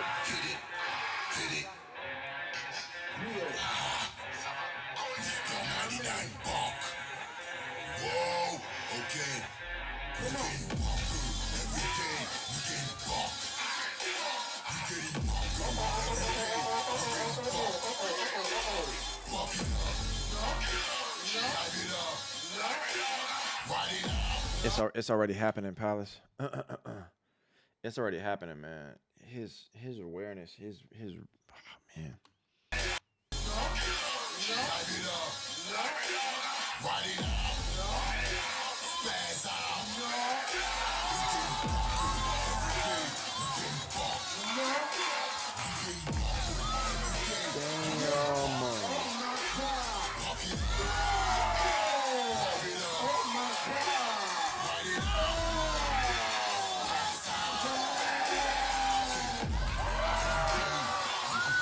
What? Whoa, bro. Oh no.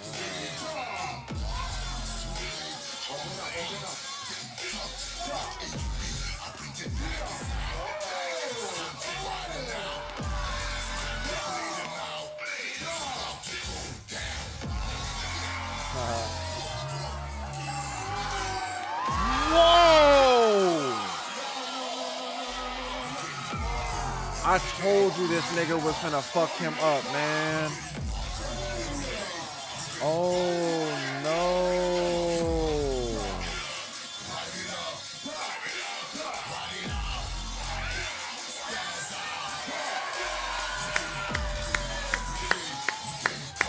Wow.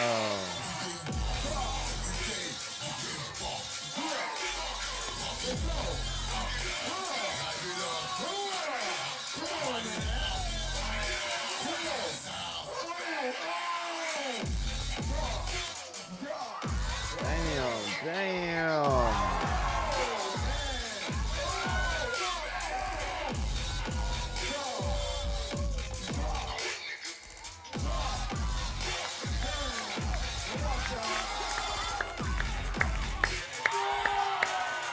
Damn, man. Dexter is like the fucking Kevin Durant of Trump, bro.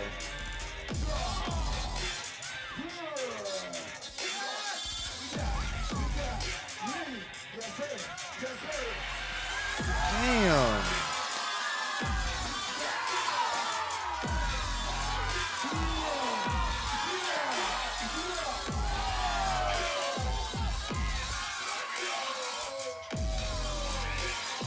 Back to where he started, too.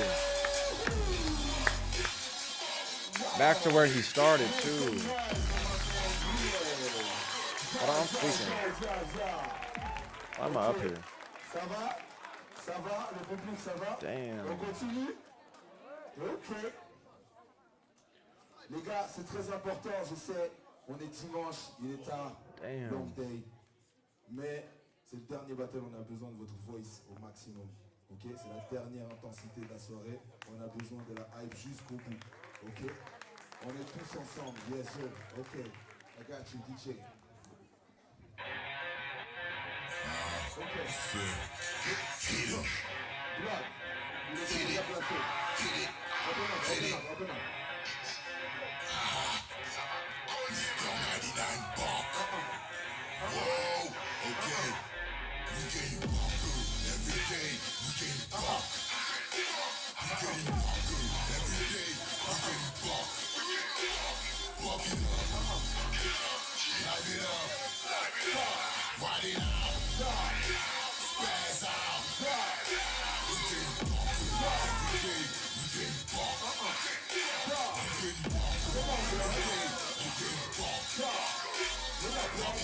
All right.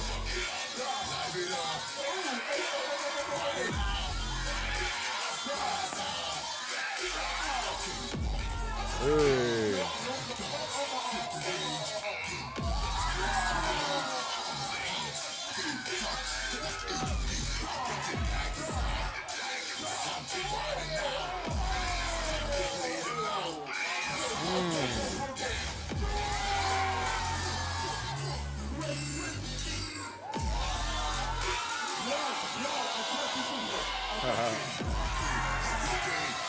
I'm not gonna lie, this nigga jacket and that vest is almost kind of pissing me off, but it's calm. I like the colors, crazy combo.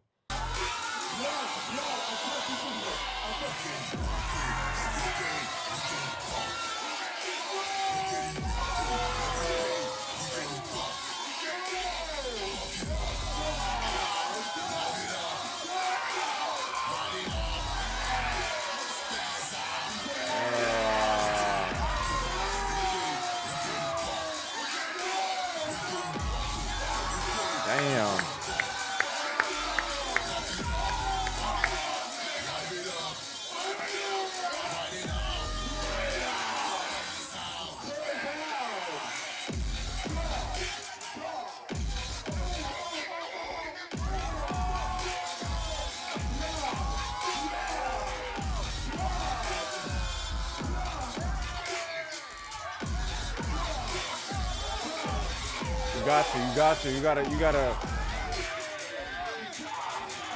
You gotta finish the job, man.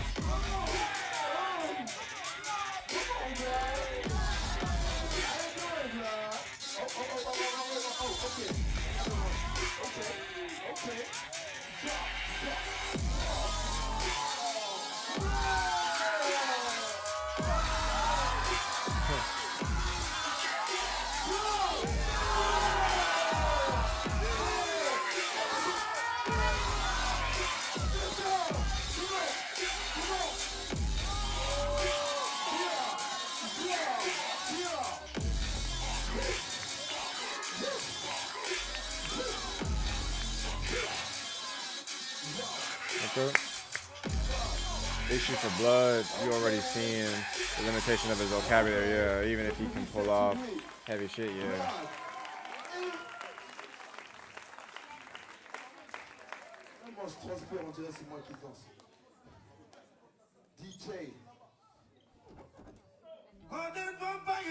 That's good, he get his song now. Good.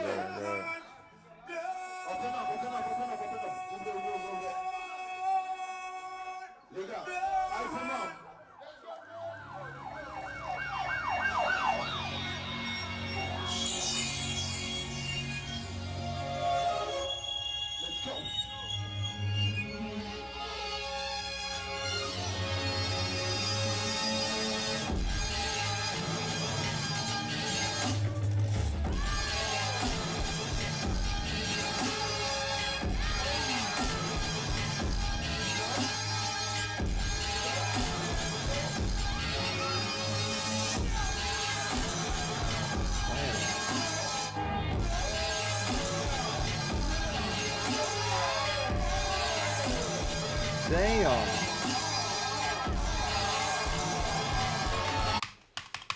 Oh, I almost caught a cramp. Oh.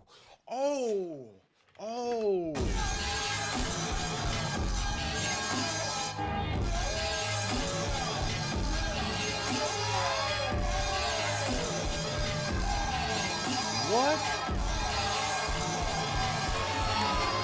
Ooh, right there. Damn.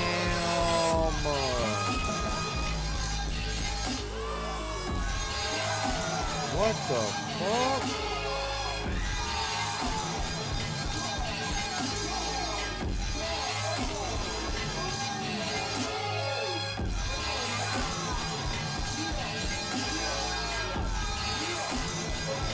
Damn, bro, he is he is. I mean, it's a crazy frame to hold. He is beating the brakes off this nigga right now. Dash, pull up, bro. Oh my god, bro. He is beating the brakes off this nigga. Yeah, this frame. Like, have a nigga go try to do that. Because normally y'all would know me to stand up and go do that. I already know I'm not even finna try to do this shit. It's just not happening. This is wild.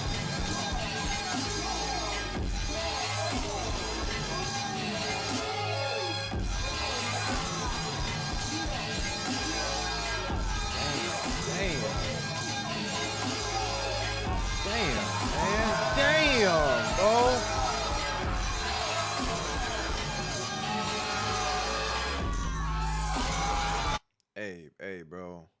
Hey, bro, he's dead. He's literally done. It's not even funny no more at this point. I've been saying this for a minute, bro, but y'all niggas gotta give love to this dude. He is a whole fucking problem. Like, shut him the fuck off. He could stop right here, nigga. And this might be this round right here up until this point might have beaten both of his rounds. This is bad.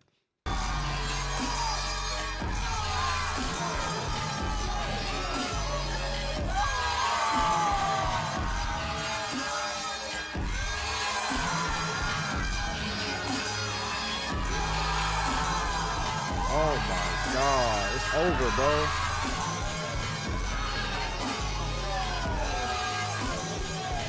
It's over, bro. Oh my god.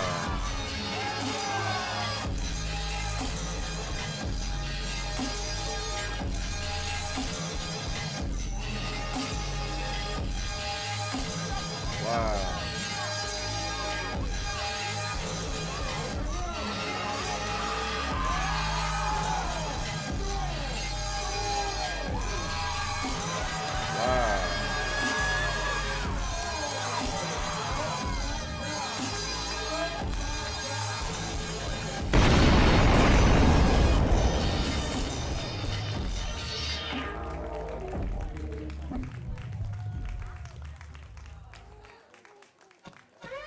Holy. Le public, faites du bruit pour ce gâteau, s'il vous plaît.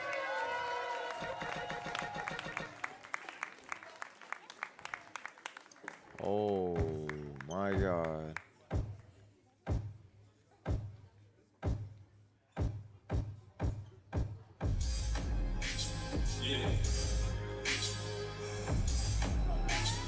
Wow.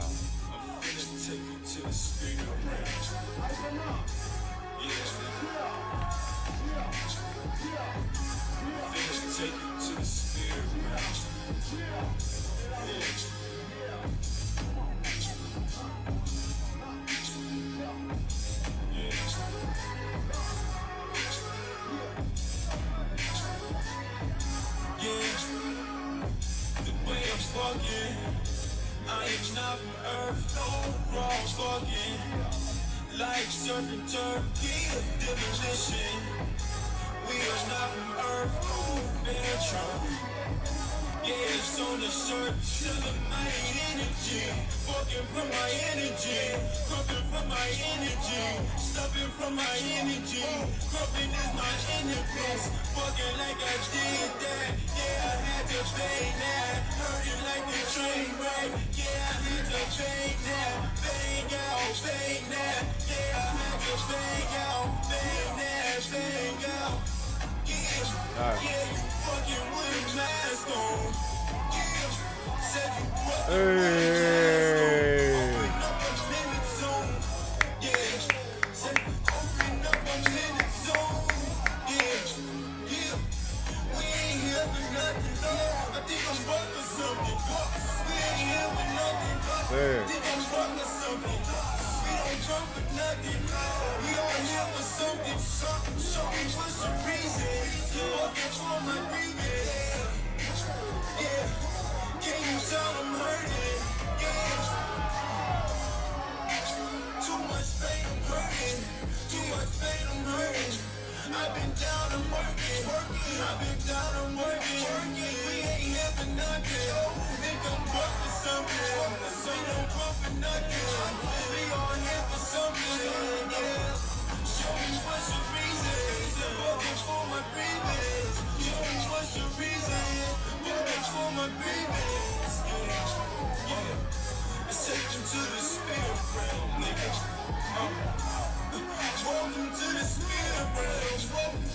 tired, bro.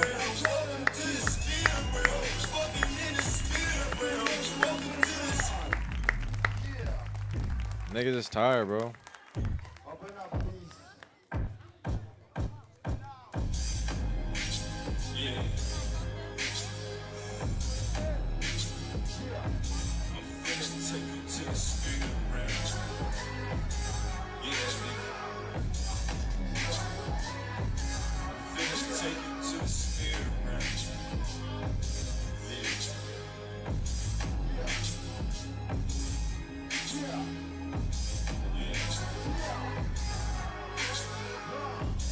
There's just certain things.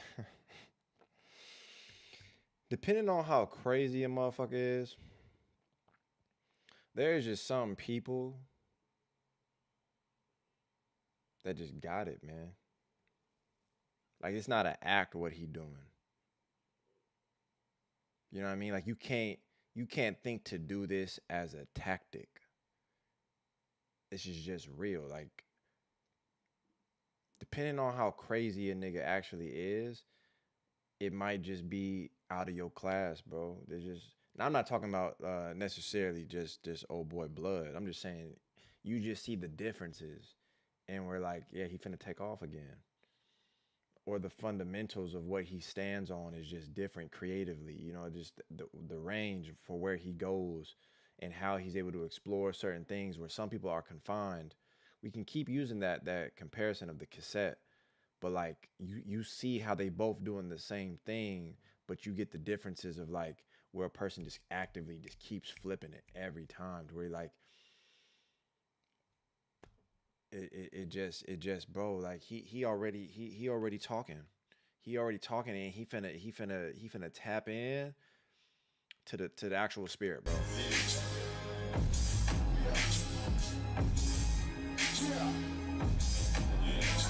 It's a level of vulnerability most people don't show either.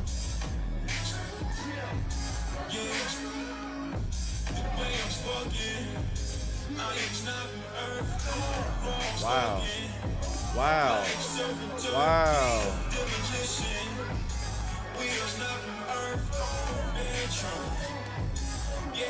Wow.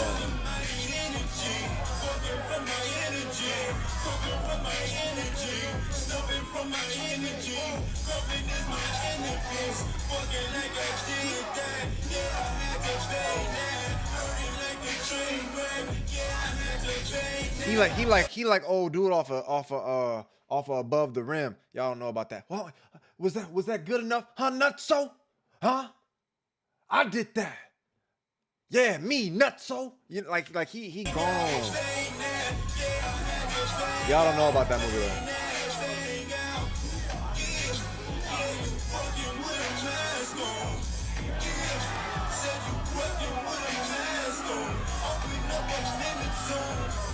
He said he owes me.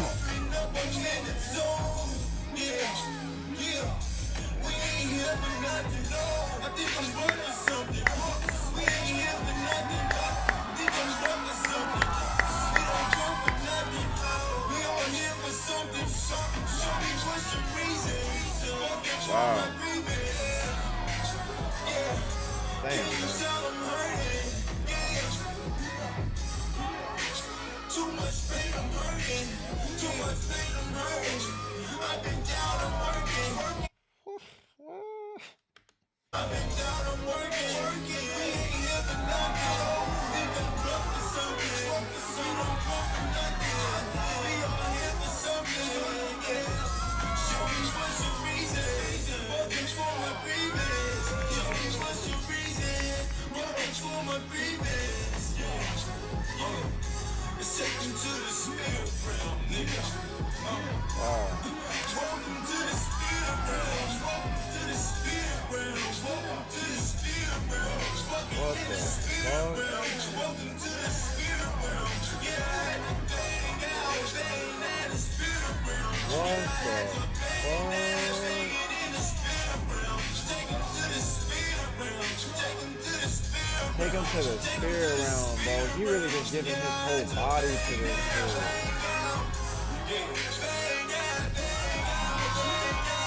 Wow.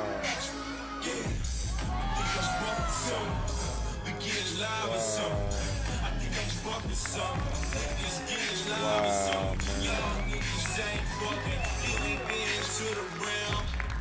Alex, happy holidays to you, man.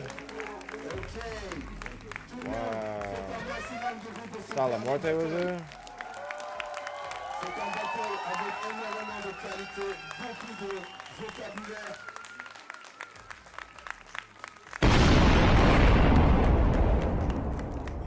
Damn, man. That was heavy. That was heavy. I'm talking about when you really think about, again, the challenges, the things of what we kind of talk about within your lab or within your own personal things you want to accomplish. Like he gave, I feel like there are some people that do the dance, right? And there's some people that just give like everything, bro. Like I feel like if Dexter didn't even have legs, he like it's like he'll find a way, bro. Like usually that kind of mindset is like when you get hurt, say you lose a leg, say like that leg is injured. Some niggas understand how to train effectively to the point where it's like, okay, that some people don't train at all. They're like, I'm injured, I can't. Some people is like, okay, well, I can't use that leg, so I'm gonna use my upper body. I'm gonna use my other leg. Like Dexter to me is like a passionate person in regards to like not only the style, but just like as a believer of Christ and the things that he does from how he presents himself within the word and how he gives himself. He it feel like a vessel. Like he allowed himself to be used in a way to speak through his dance. So it's like it come off very passionate, man. It come off very passionate, bro. But driven. Like you actually resonate. You feel what he doing. Um, but those points where you would think you want to stop and you see a person continue to push past those limits, that's inspiring, man. That's inspiring indeed. That was a cool fucking battle, bro. A cool exchange too. But just to see that dynamic, Crump got it, bro. I wish more people would be interested in Crump or talk about it at the very least. It's been harder when I have had Crump driven videos or Crump focused videos. The engagement is not necessarily the same. I know my channel, I don't think is like built specifically off of Crump, but I just wish all these dance styles, man, got the love they deserve, bro, because there's just so much skill associated within the style, and there's certain people that just do it so fucking well that you just think, man, this should be talked about all around the world, man.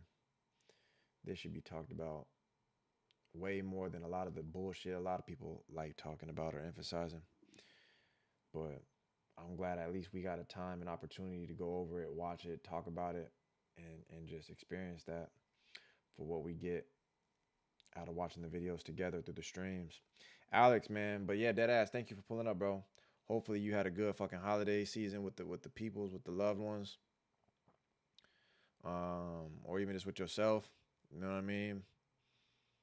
I want to say too, even just with the time that you give into the streams, bro, from the Twitch and here, I appreciate you, gang, because you show a lot of support, bro. Even with the time that you give me from the time that you're here in either of the streams. I appreciate when you always pull back, circle back, and just give energy. Just give good energy, bro. Thank you. I appreciate you for that, man. Let me see. I do wanna. How long is this one? We can watch this one. Normally, I would want to watch this one. The Big S is here, but I'm pretty sure she might. I haven't seen her for a while. She might be busy. I could save it for her.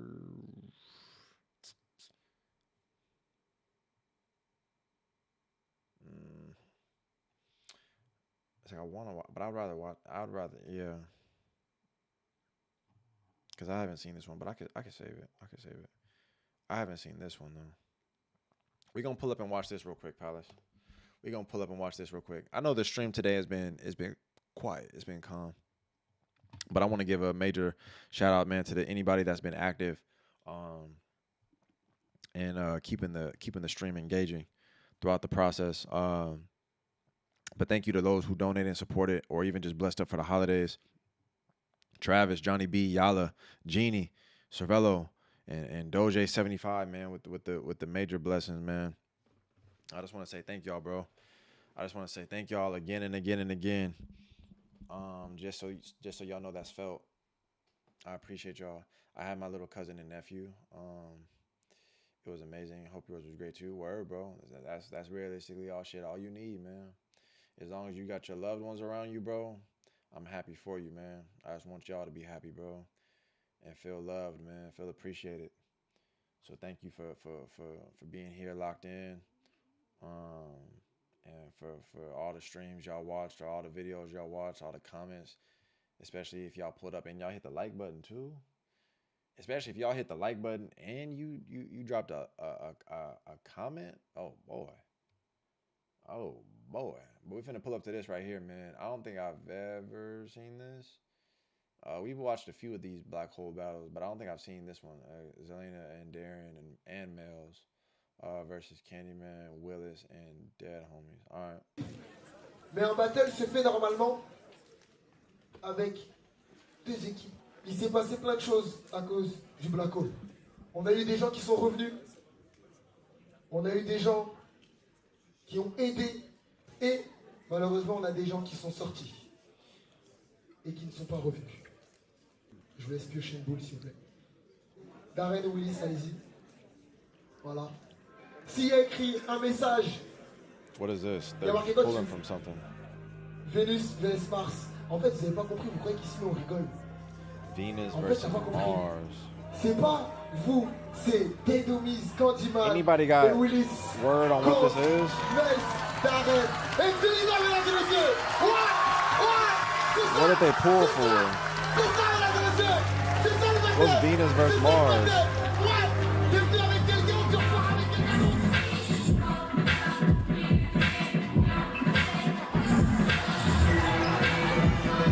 That's funny. That's funny because they normally be together. That's funny. That's funny. T'es venu avec quelqu'un, tu repars avec quelqu'un d'autre.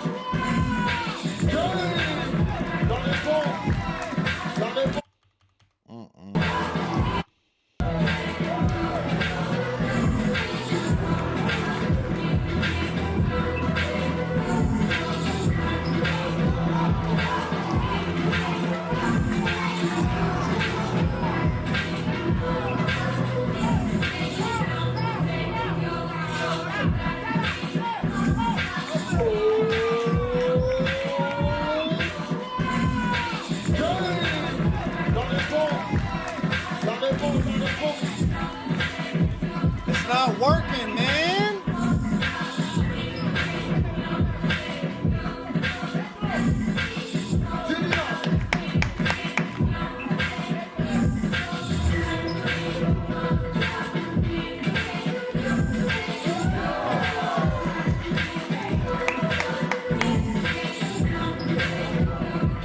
Dude. You gotta do something though. You gotta do something with that. See? You done played around, now you getting messed up. Now you getting toe up from the flow up. And your round only made me wanna throw up.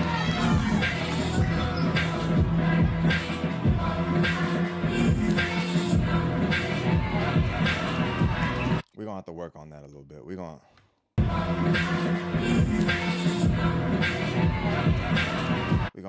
whatever that was right there, cause I know what it is. We're gonna have to touch that up a little bit. We're gonna have to bring some of y'all to LA, man. No, never mind. You know what? That's not.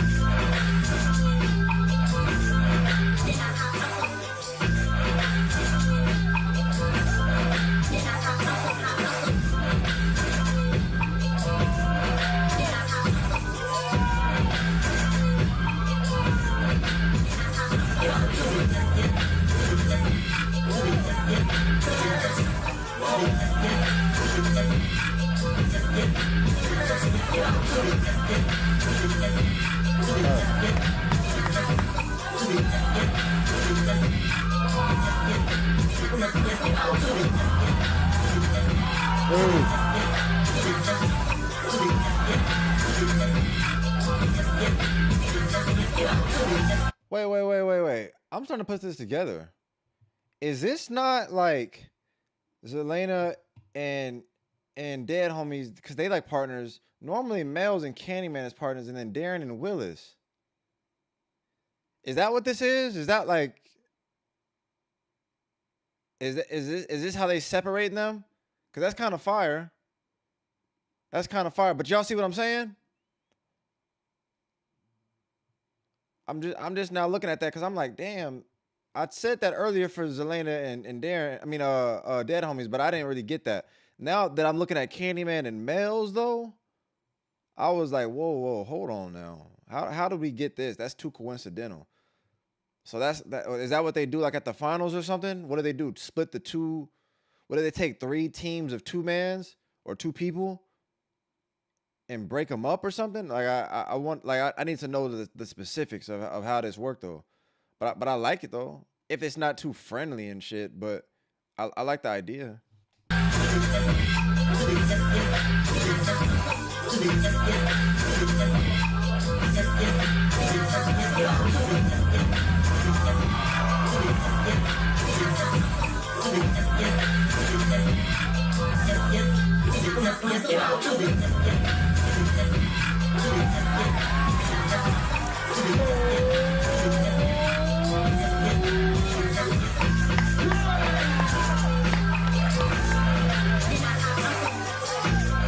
Uh-oh.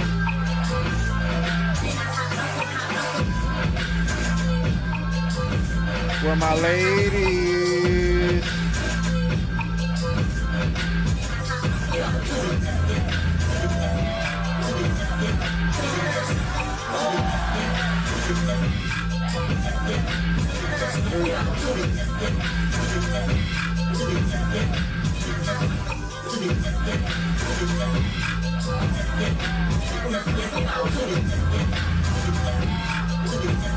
He was gonna call out her shit.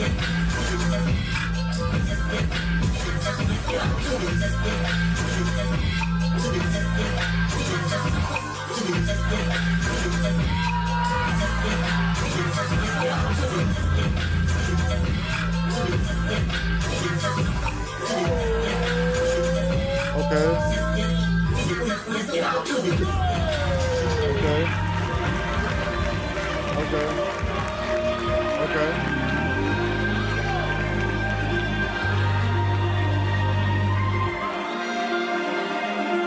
Brother and sister with the little not so little brother no more.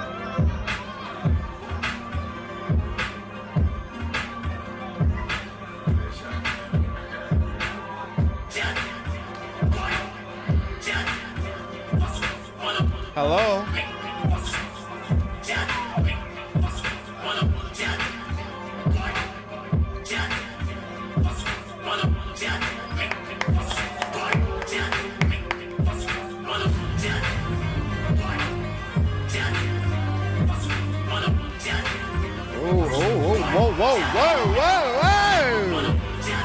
Whoa, I'm still your big sister, homie. Respect that.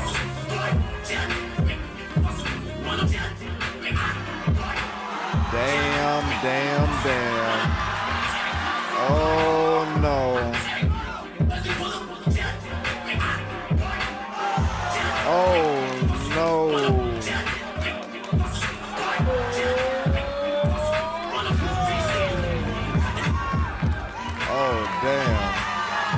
Oh damn. Wait a minute. I'm finna put belt to ass. Better watch your mouth when you talk to me. Don't raise your voice up at me. I'll raise your little ass.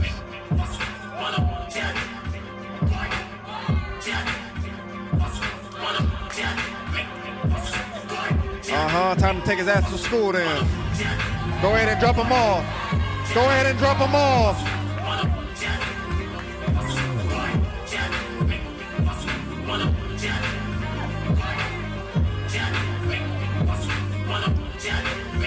Nice.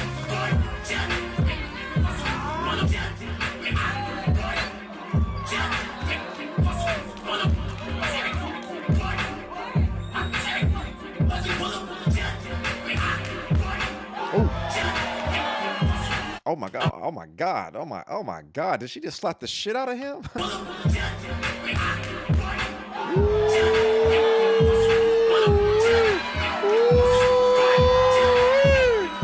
Don't think because you grew a couple inches and you looking down on me now that I still can't whip your little ass.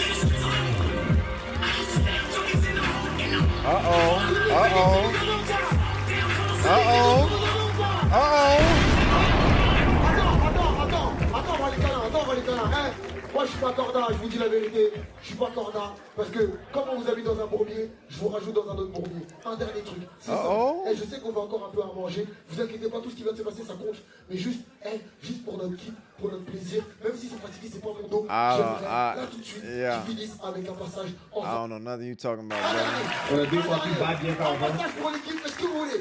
Un dernier passage pour l'équipe, est-ce que je veux? Mais si je veux, vous voulez aussi. Right. Donc si vous voulez, donnez la force s'il vous plaît. Right. Donnez la force s'il vous plaît. Yeah. Bah ouais, j'ai dit on va, direct. Another round.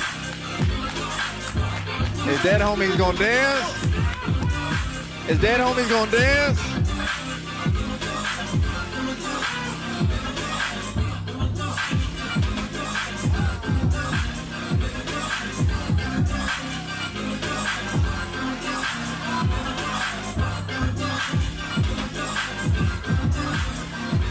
Hey, what time is it?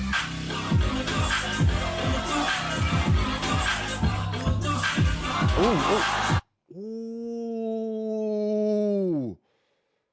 Why did he double up on that though?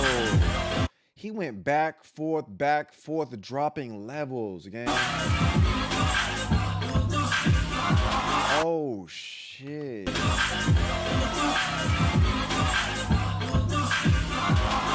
Damn.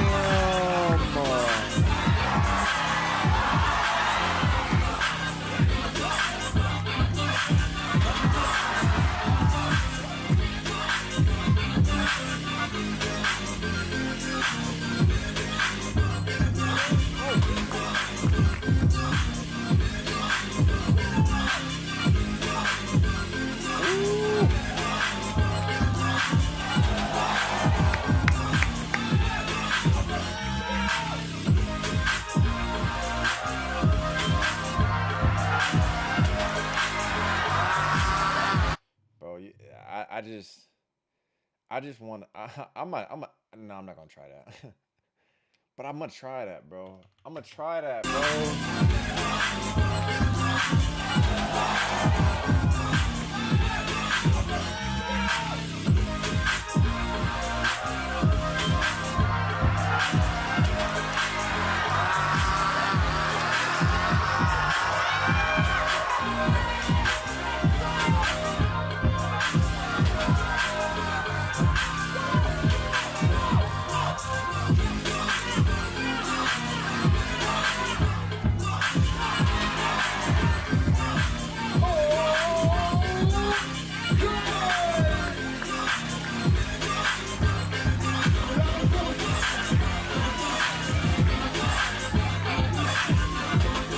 No, the fuck it's not.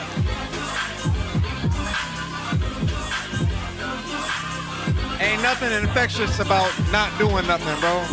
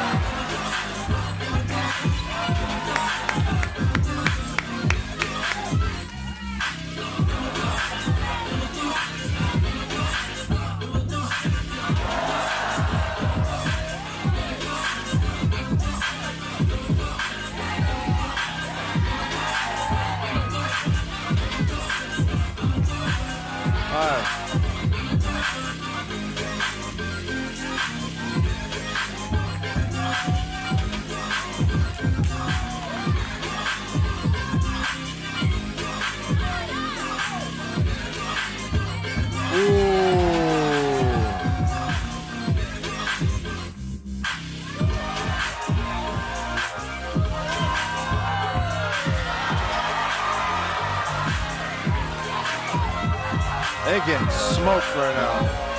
They getting smoked right now. They getting smoked right now. Check your watch now, nigga. Yeah, check the rollie now. Check the rollie now, nigga. Go ahead and take that back to your manufacturer, nigga. Have them take a look at it. That's all a nigga do, but I swear to God, I swear for God, that's what I would do. What the fuck is this? What the fuck is you doing? TikTok, nigga. What the fuck is that? That's your whole round. That's your whole get down. This bitch don't work? You can't read time? Bro, you gotta come on, man.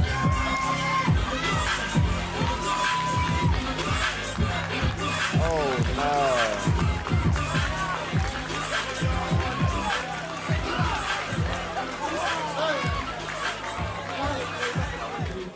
Et ça fait 10. Plus fort. 8, 7, 6, 5, 4, 3, 2, 1. Oh. I didn't see that coming.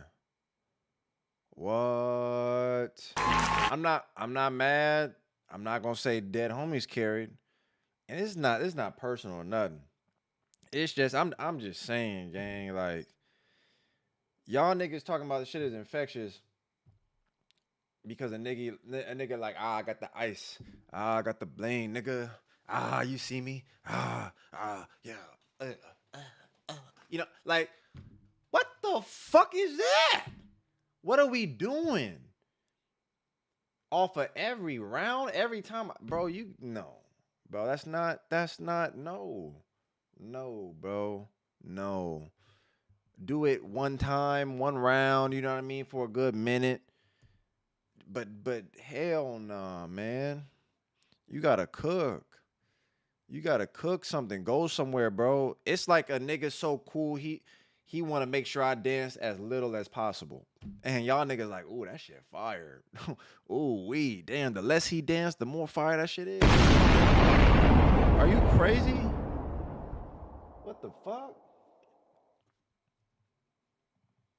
Kind of ass backward shit is this? Nah, I ain't fly enough. I know I didn't have the right attire on. I was just kind of improvising, you know what I mean? Like I just had to throw it on, you know, because I just saw it happen and I felt moved. But I'm just looking at it like the whole first half of the round, bro was just sitting there running in circles, bro. The whole time, gang.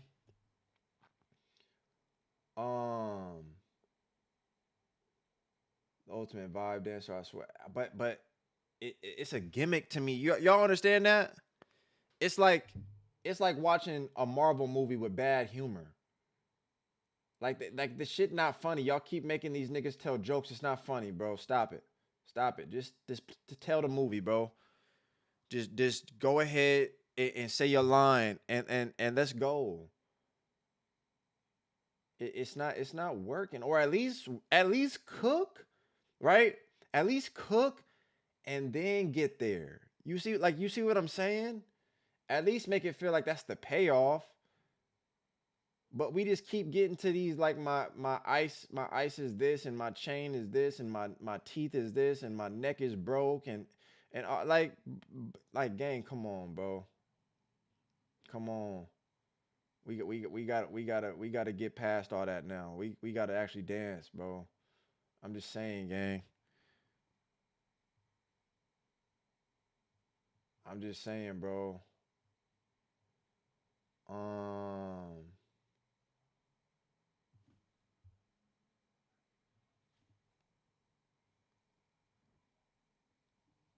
Kel, what's going on, Playboy? Anybody that's up in here, man, happy holidays. You know what I mean? I hope y'all had a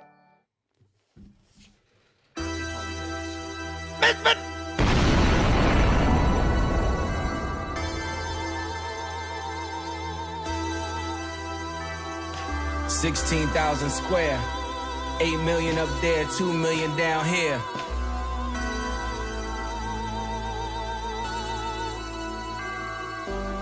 When I was born, grandmama could see it. I be Bentley driven and very strategic. RM sleeve, no diamonds are needed. Floors are heated, so be it, so be it. Fucking with P, get something to meet you. Your soul don't like your body, we help you free it. Then we wait for TMZ to leak it. It ain't no secret, so be it, so be it. Smoke. So be it, so be it. Smoke. So be it. CLI. man, no, we've been Cervello. We was here. We were like 7 people. That's it. That was like 5, 6 people up in here. Miss Mitchell every time carrying the stream on her back.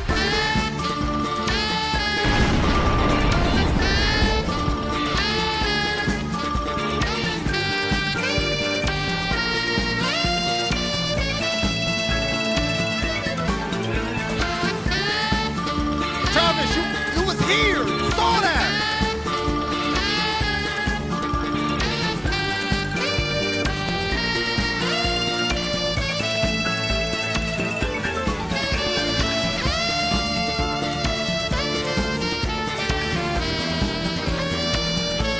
Miss Mitchell comes through clutch every time.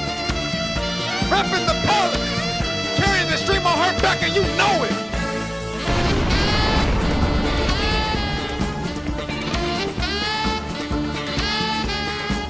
Fella. Miss Mitchell, look what he did. Miss Mitchell, look what he done did. Look what he did, Miss Mitchell.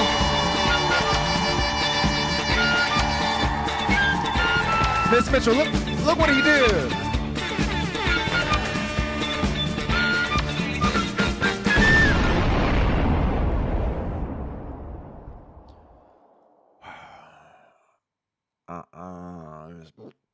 Oh shit, you got me.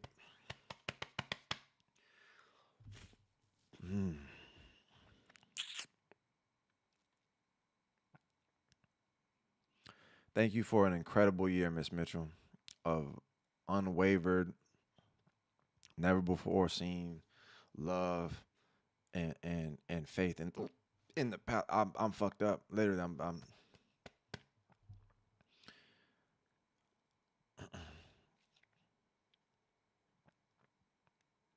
Miss Mitchell, I've been speaking directly to people. The stream today was a lot more relaxed because there wasn't as many people. The YouTube algorithm, they wanted to hoe us. But I want to be able to speak directly to you. You already know I sent you like the email, anything. But I just got to keep saying thank you. I might have to try to find out how to say thank you in a couple different languages. I'm fucked up right now. But I can't express how much I'm appreciative and thankful of the way you continue to show love in every way possible. I can't talk. In every way possible. And just use the opportunity to even be an example of how you try to get others involved. I'm nowhere in a position where I'm at today to even speak on the 100K. I can't talk. Speak on the 100K and on all the different opportunities that continue to be something of what we aim for here at the Palace. Without your input, without you blessing the Palace and showing love genuinely the way you do, I've thanked you, but not it'll never be enough. It just won't. It just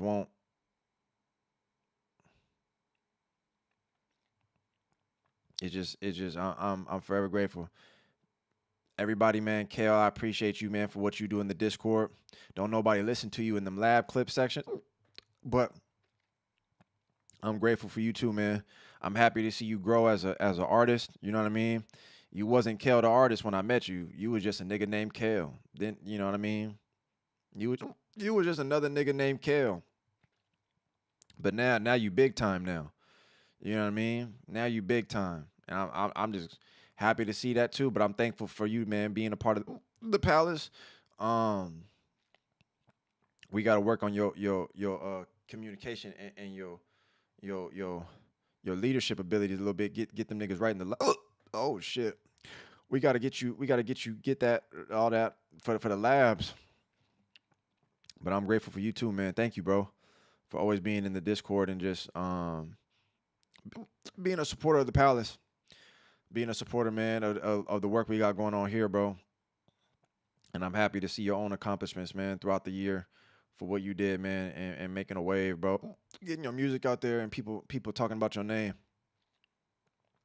I'm looking forward to 2026, man, what you got cooked up. And at the same time, just let the Palace know, let me and Miss Mitchell, let me and Cervello know, let us all know, man, when you and Doya gonna have your battle, bro. You know what I mean? Just let us know when that's happening, you know. We all want to be there for that. So if you could just let us know the date and the details, just let us know when y'all battling, so we can go ahead and watch that. I want to be there live. 2026, you getting the signature anthem? I'm what? Meadows Palace anthem dropping in. Wait a minute. What's that? I don't know nothing he talking about. Y'all, thank you for showing love to Miss Mitchell. I really do want y'all to understand. And I get it, y'all not in this position, y'all not doing the work, y'all not understanding the financial weight, the things that just make being in this position difficult. It's not to really bitch about it. It's really just to emphasize when someone is showing love and you really fuck with the channel and you got love for the things that I'm doing. Just know Miss Mitchell's contributions, Miss Mitchell's undeniable support and just genuine love is really what get me through the moments of being able to still be in this position going into fucking year 7, Palace. Going into year 7. All right? So if you fuck with the Palace, if you fuck with me, if you fuck with the idea of what is happening, I just need you to tell her thank you. She don't want you to. She don't want all this attention. She really just want me to just keep doing the work, which I am. But it's just out of love and respect that I have for her, I really, if y'all Palace could just, understand, give that to her just to say thank you. But everybody need to be appreciated, especially when someone like Miss Mitchell has been contributing to the streams and to the Palace as consistently as she does every fucking week, dude. It's unbelievable. But none of that is without it is like something that's beyond me to not acknowledge it, bro, and to say thank you. Again and again and again. Again and again. Cervello, thank you for even getting that to her number. That was like a little cool little, a cool little insight thing, within the Palace, knowing her numbers and blessing up the Palace, of course. But just, I appreciate y'all, man. A whole lot going into this new year. Everything we did within the year thus far. And all the things that I told y'all I want to start working on going into the next year with the Palace, with the channel. Thank you to everybody, man, from the likes, from the comments, especially the real ones that really pay attention and acknowledge certain things within the palace. Try to help out in the palace. Do things to just get the palace to a point to just continue to be successful. Also, we can continue to do this shit within the dance, man. I really do appreciate you guys. I really do, man. This is the idea of what I want to be able to establish within the community, man. Just to be able to have these people, man. Just we all come together, and it's just like, you know what I mean. It's just love, but from the dance, you know what I mean, from the dance. So when you see people that's able to contribute and give to the palace, if you fuck with what you're getting from the palace and you don't even hit the like button or comment, I'm just saying there are people that are doing the supportive like things that is helping you continue to receive the things of what you might appreciate or enjoy, whether it's my perspective or the entertainment or whatever it is that you fuck with from the videos. Even the Discord, the community, the space. There are certain people that really play a role, and I've been trying to emphasize y'all throughout the stream because I'm just grateful. None of this shit have to be, bro. The stream today was like a reminder. We was literally just hard stuck on like 10 viewers. Everybody doing this stuff for the holidays. It's no thing. But I'm just saying, like, you get reminded of just, you know, none of this shit is guaranteed. You get what I'm saying? So realistically, every person that pull up, man, Laser Eagle, you know what I mean? You came up with Palace Day. You see what I'm saying? Like, just all the things that make the experience what it is, man. I appreciate y'all, man. 1,000%. Single-handedly keeping one of our only media outlets for this cultural flow. Enjoy. You not lying, bro. You dead ass not lying, gang. You dead ass not lying, bro.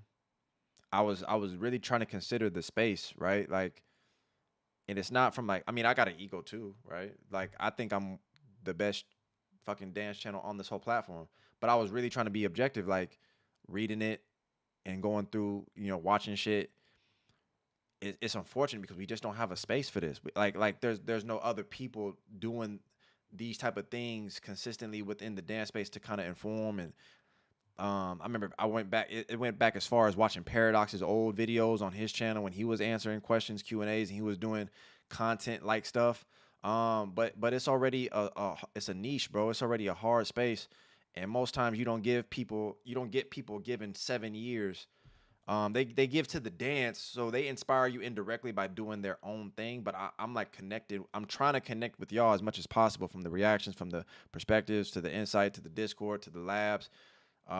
Anything that can just help y'all in general stay connected to the dance, which is what we all love. So realistically, I just try to do my part, and I want to be able to do more going into next year.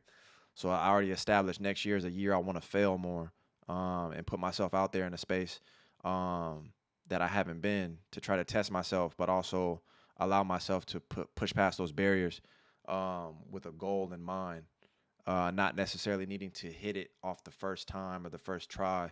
It's really just about learning. But I'm gonna put myself through those things with y'all, so we could just create that experience together and get the palace to where I would like it to be, in terms of representation, and also being able to build connections and just establish more things within the palace in terms of content uploads and different types of uploads.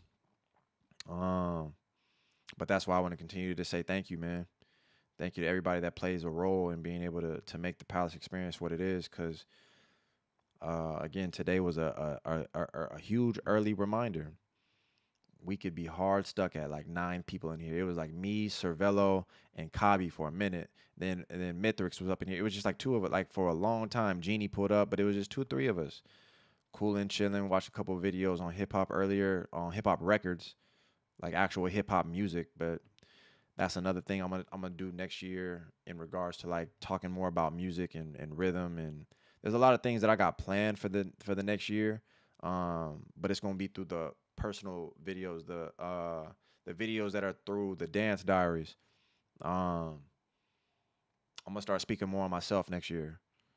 I know I cover all y'all dance, or a lot of other people's dance. Everything is about everybody else. I'm gonna start putting myself out there, man. Not necessarily just through like dance videos, but like speaking on myself, doing things from my perspective with my own growth in mind, documenting certain things. But yeah, man, I just want to continue to say thank you, Miss Mitchell. Thank you. You know, I'm dead not in the same position, or I'm just not. I don't have as much. I don't have like you put a battery on my back. The shit that I do is already a struggle in general, and you make that struggle easier every time. You make it easier to breathe in this motherfucker a little bit, you know. So I just thank you every time. Uh, been here since 7K. So grateful for the palace and all the work you do for the community. Yeah, man, it's just a start because it's just the online space, man. Next year, if possible, God willing, I want to be able to get everything established in the physical next year, man. A building, the sessions, being able to start connecting with more people physically. Next year is the year we outside. You get what I'm saying? Next year we gotta take that from the online space. We gotta go outside, bro. The internet borderline is not real, or it's only one way to be able to connect to stuff. But we gotta be able to connect with this shit in the flesh and connect with the people. Like I don't really know y'all, obviously, right? Like have a space for y'all to be able to pull up if y'all was in the area, and you want to train, you want to lab with people, you want to lab with the community. I want to be able to continue to offer that within what we kind of do here, and just extend it in an actual building. But y'all already know about the event. There's a lot of things we talked about earlier in the stream. A lot of things, but a lot of y'all just started pulling up now. 7 years and going. Yeah, I don't know when it is. It's not like I know like my anniversary or something because none of this was like planned. I most of the time tell y'all I usually go off of that Diablo and Salamorte versus the Twins video because that was the first dance reaction I did. I've been on YouTube since I was a kid, so I don't really have no anniversary. I have an anniversary for this channel when it was created, but that wasn't me doing, you know what I mean, this work. So it's still kind of hard to gauge. But as far as dance videos, what's going on, Daniel? What's going on, Daniel? Damn, Daniel. Um, as far as these dance videos and covering them and all that stuff, I think it's been almost like because that was in 2019. You get what I'm saying? So it's been a long time. I've been doing this shit, man. A lot of people come and go, and I just want to continue to say thank you to anybody that's here or anybody that continues to support. Because I can tell y'all this right now, 1,000%. That shit is helpful beyond words. So if you haven't already hit the like button, I know I'm yapping, I'm bitching. But if you haven't hit the like button, and when you see the videos, man, shorts or long form videos, especially the long form, the engagement